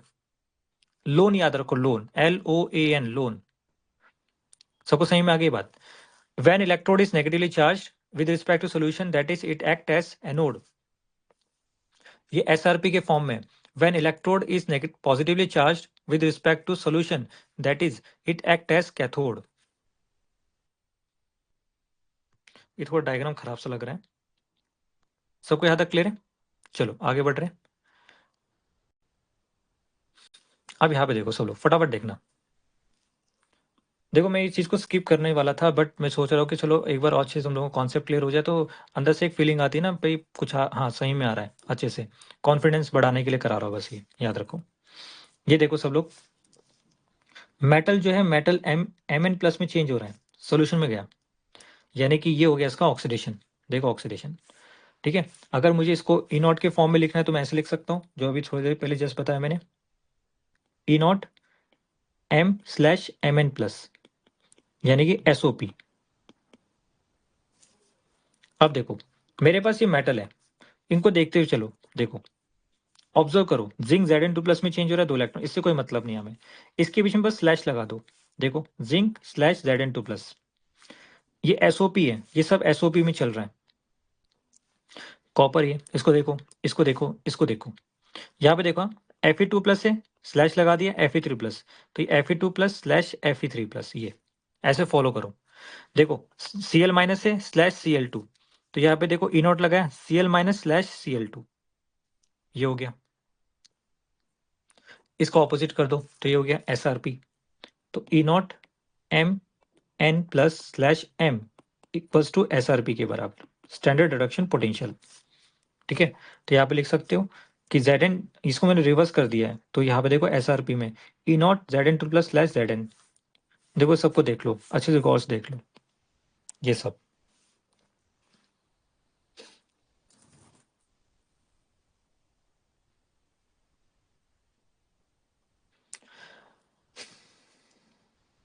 एक दो एग्जाम्पल लिख लो बस इसके, इसको डन कर लो फिर।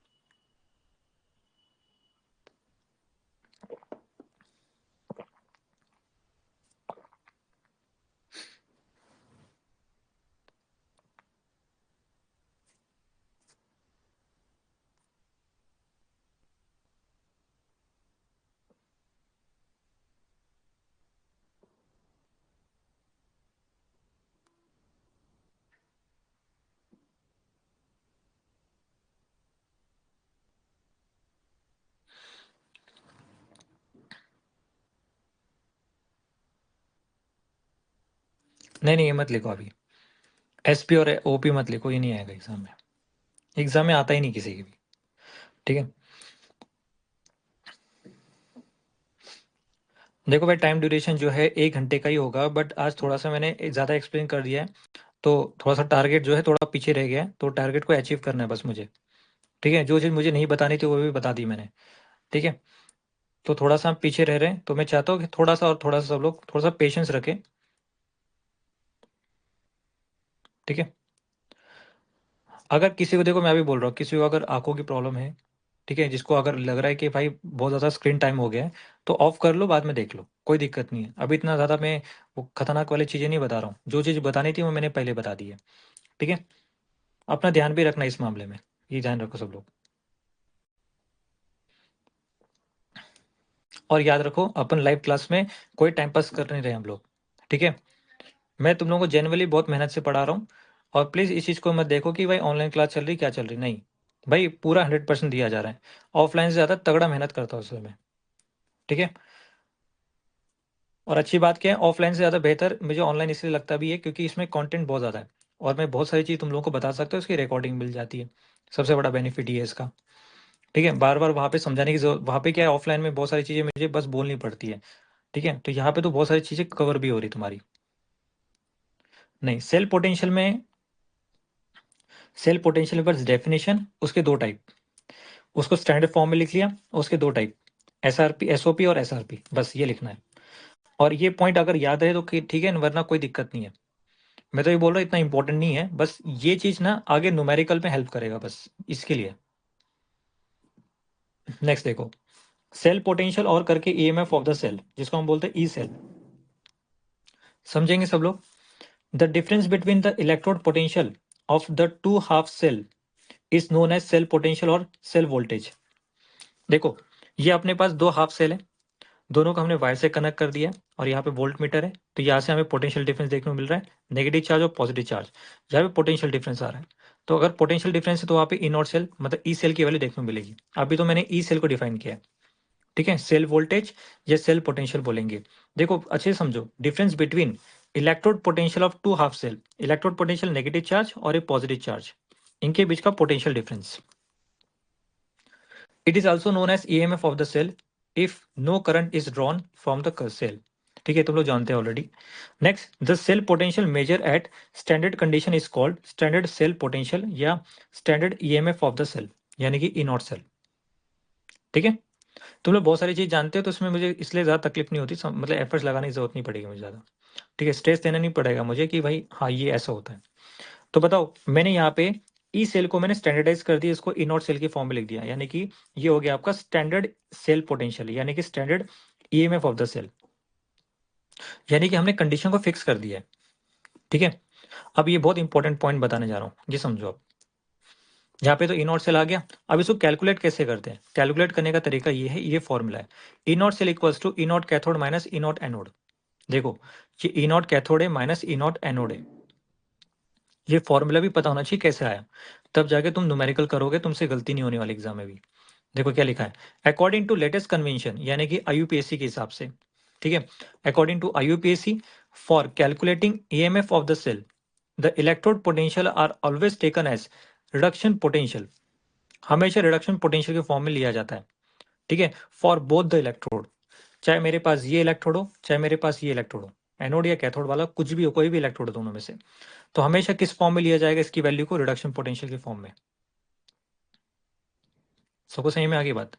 तो जो भी हमारे पास, मान लो इसका ऑक्सीडेशन हो गया, तो इसका मैंने क्या लिखा, मैंने लिखा इसका ई नॉट जिंक स्लैश Zn2+, ये हो गया इसका SOP, यानी कि स्टैंडर्ड ऑक्सीडेशन पोटेंशियल। इसको SRP लिख लेना, इसको ऐसे लिखना, are always taken as standard reduction potential, यानी कि पूरा लिख लेना SRP के फॉर्म में ही लिया जाएगा, यानी कि तुम्हें SOP दिख रहा है उसको SRP में कन्वर्ट कर लो।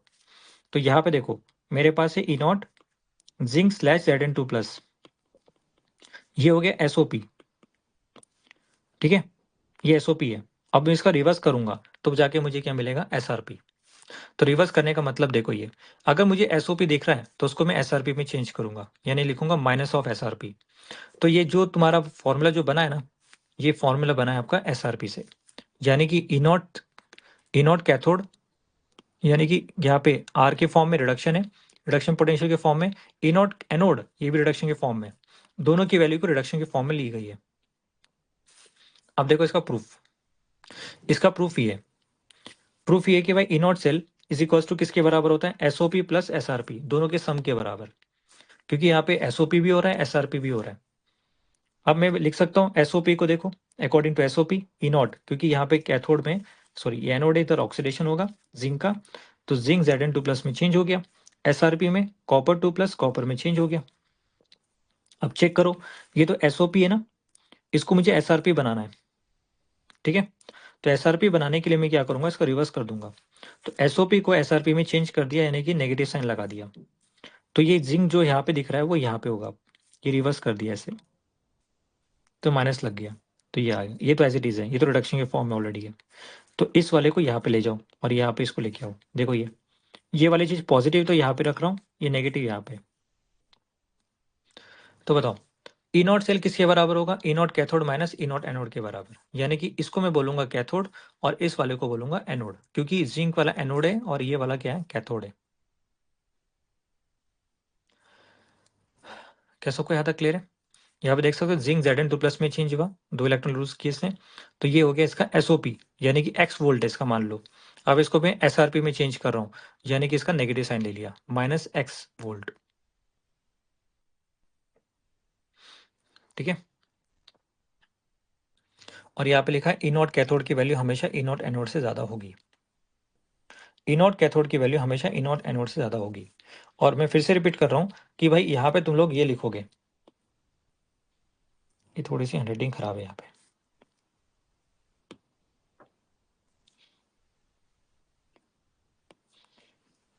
मैं बोल रहा हूँ कि E naught cell is equals to E naught cathode, यानी कि रिडक्शन के फॉर्म में लिया गया, माइनस ई नॉट एनोड, ये भी आप सॉरी ई नॉट एनोड है, यानी कि ये वाला जो है आपका रिडक्शन के फॉर्म में ही है। ये दोनों रिडक्शन के फॉर्म में लिए गए।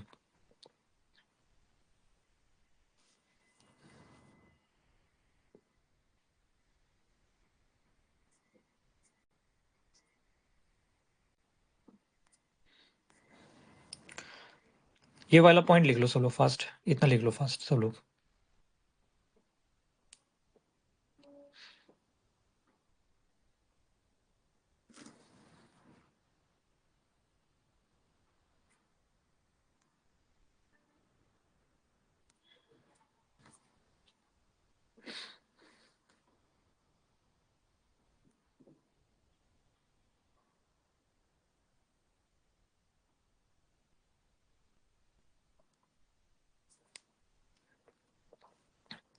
यहाँ तक लिखना बस।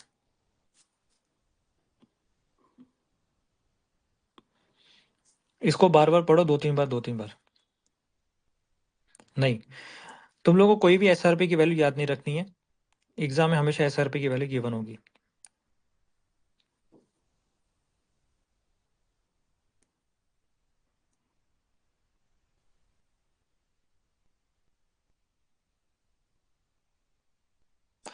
ठीक है, अब मुझे बस 5 मिनट का टाइम दो और 5 मिनट में टॉपिक खत्म कर रहा हूँ मैं फिर। ठीक है, अब इसको मैं ये सब चीजें जो है मैं नेक्स्ट क्लास में बताऊंगा। तुम लोगों को एक थोड़ा सा छोटा सा काम दे दूंगा मैं आज, और इसको याद कर लेना, ये इंपॉर्टेंट है। देखो ये सारे क्वेश्चन के फॉर्म में अब एग्जाम के लिए। ठीक है, write the cell notation of the following. Write the cell notation of the following. अपने मैं पहला क्वेश्चन बता रहा हूँ, जिंक एंड कॉपर है, जिंक एंड कॉपर। ठीक है, अब तुम लोग को इलेक्ट्रोकेमिकल सेल पता होना चाहिए, सीरीज पता होना चाहिए। ठीक है, मतलब metal activity series. Metal activity series ये होती है, ये मेटल एक्टिविटी सीरीज है। तो इसमें लिथियम सबसे ज्यादा रिएक्टिव होता है, फिर caesium, calcium, sodium, magnesium, aluminium, zinc, chromium, iron, cobalt, nickel को यहाँ पे लेड, हाइड्रोजन H+ है, कॉपर है Hg+ है, Hg2+ है, कॉपर 3+ है और प्लेटिनम 2+ है। इसमें जो मैंने यहाँ पे जो हाईलाइट किया है, ठीक है, ये हमारे लिए इंपॉर्टेंट ज्यादा होते हैं, ये ज्यादा हम स्टडी करते हैं। ठीक है, तो हाइड्रोजन से पहले पहले जितने भी एलिमेंट्स ज्यादा रिएक्टिव है एज कम्पेयर टू हाइड्रोजन, और हाइड्रोजन के बाद वाले में जो आएंगे वो लेस रिएक्टिव होंगे। अब जिंक को देखो, जिंक और कॉपर में कौन ज्यादा रिएक्टिव है? जिंक और कॉपर में, तो zinc is more reactive than copper. ठीक है, zinc is more reactive than copper. तो अब तुमसे पूछा गया आइडेंटिफाई ऑक्सीडेशन रिडक्शन, किसका ऑक्सीडेशन किसका रिडक्शन होगा, तो बताओ। अगर हम बात करें तो जिंक का क्या होगा? ऑक्सीडेशन। और याद रखना, मैं जिसकी बात कर रहा हूँ कॉपर की बात कर रहा हूँ, बट कॉपर में कॉपर आयन की बात होगी, रिडक्शन होगा कॉपर आयन का, ना कि कॉपर का। तुम लोग को इसलिए मैंने सब कुछ टॉपिक पढ़ाया। सोल्यूशन के अंदर जो कॉपर 2+ आयन है वो 2 इलेक्ट्रॉन खींच रहा है। ठीक है, और कॉपर में चेंज हो रहा है, यानी कि इसका होगा रिडक्शन। जिसका रिडक्शन होगा उसके आयन का रिडक्शन होगा, हमेशा याद रखना, उस मेटल के आयन का। Right, half cell reaction. Half cell reaction लिखना है। अगर मुझे ऑक्सीडेशन हाफ सेल लिखना है तो मैं क्या लिखूंगा? यहाँ पे लिख लेना oxidation half cell.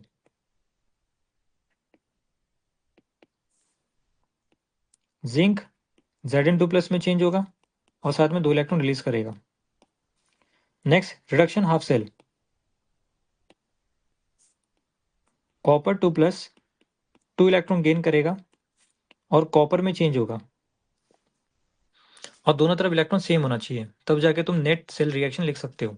Right overall cell reaction और रिडॉक्स रिएक्शन दोनों का ऐड करो तो ये 2 इलेक्ट्रॉन से कटेगा, तो जिंक कॉपर 2++ मतलब zinc plus copper 2+ gives Zn2+ साथ में कॉपर। ठीक है, बता सकते हो number of electron passing through wire, कितने नंबर ऑफ इलेक्ट्रॉन पास कर रहे हैं वायर के थ्रू, एक्सटर्नल वायर से, अगर इमेजिन कर पाओ तो। क्योंकि 2 इलेक्ट्रॉन ये अगर लूज कर रहा है, 2 इलेक्ट्रॉन ये गेन कर रहा है, यानी कि n की वैल्यू कितनी हो जाएगी 2। Right electrode sorry which electrode is negatively charge, कौन सा इलेक्ट्रोड नेगेटिव चार्ज है बताओ। लोन याद रखो, LOAN।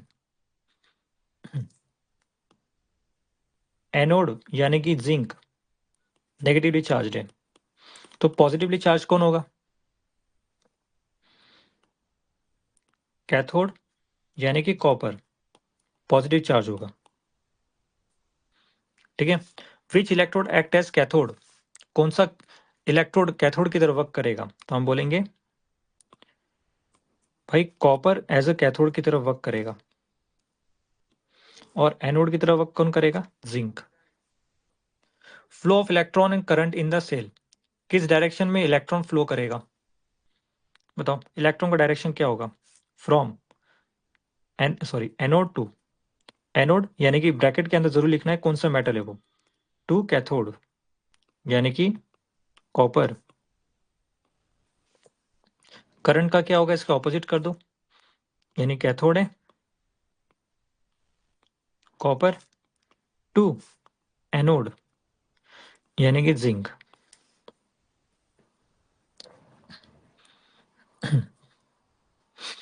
ठीक है, और एक और चीज क्या है, right reaction quotient, reaction quotient लिखना है।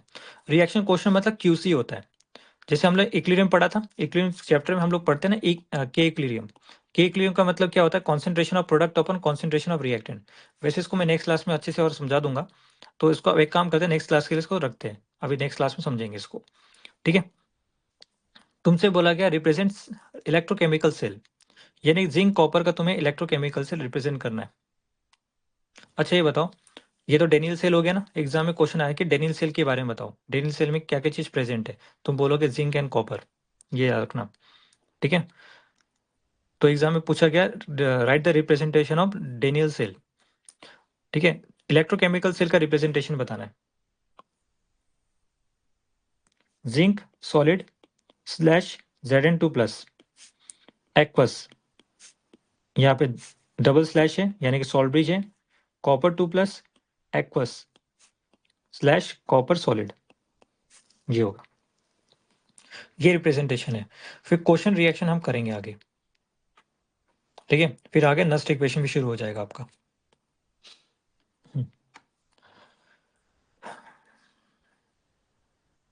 अब तुम लोगों को मैं एक टास्क देता हूँ, टास्क में तुम लोग जैसे मैंने जिंक और कॉपर बताया, तुम लोग ये वाला कर लेना, ये वाला ट्राई करना, Ag एंड कॉपर, ये वाला क्वेश्चन कर लेना, होमवर्क है। ठीक है, और एक क्वेश्चन और कर लेना अगर चाहो तो, मैग्नीशियम एंड एल्यूमिनियम। याद रखना जिसका रिडक्शन होगा उसका आयन यूज करोगे, और मैंने मेटल एक्टिविटी सीरीज में आयन भी लिखवा दिया कि पावर किसी एटम के ऊपर कितना चार्ज है। अगर मान लो Ag और कॉपर है, तो Ag और कॉपर में copper is more reactive than Ag, यानी कि कॉपर जो है कॉपर के फॉर्म में लेंगे, ऑक्सीडेशन करा देंगे ऐसे, copper gives copper 2+, 2 electrons, Ag वाले को Ag+ के फॉर्म में लेंगे ऐसे। ठीक है, और उसको बैलेंस कर लेना।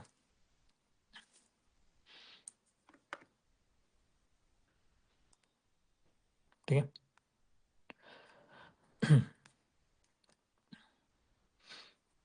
सबको सही में आगे बात।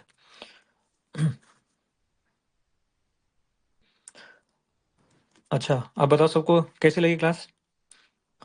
वैसे तो कहने के लिए रिवीजन है, बट रिवीजन क्या है, मैं तो उसमें पूरा टॉपिक डिटेल में पढ़ा रहा हूँ। ठीक है, और थैंक यू सो मच कि तुम लोगों ने कोऑपरेट किया, और ज़्यादा टाइम लग गया आज। ठीक है, वरना इतना टाइम में लेता भी नहीं, मुझे भी पसंद नहीं है। किसी को इतना डिस्टर्ब करना या तकलीफ देना।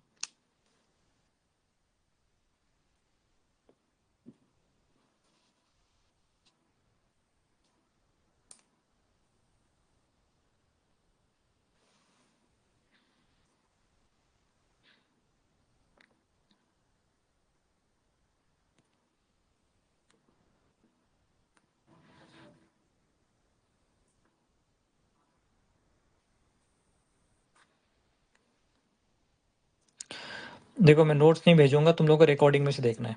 प्लीज मेरी बात को समझो। ये उन स्टूडेंट्स के लिए भी हो जाएगा कि फिर सबको आदत पड़ जाएगी, फिर नोट्स मंगाओ फिर उसमें से करो, कोई पढ़ेगा ही नहीं फिर ढंग से। ठीक है।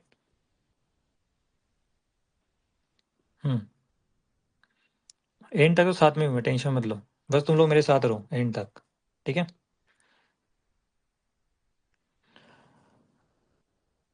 जितना मैंने आज पढ़ा है ना, प्लीज मैं तुम लोगों से रिक्वेस्ट कर रहा हूँ सबसे, आप भी घर पे जैसे थोड़ा सा टाइम मिल जाए तो थोड़ा सा एक बार पढ़ के देखना, क्या मैंने पढ़ा है, क्या तुम्हें सही में आया। ठीक है। ये चीज जरूर देखना, बस ये मत देखना कि तुम्हें सही में आ गया तुमने छोड़ दिया पढ़ना। ठीक है। क्लियर होगी बात।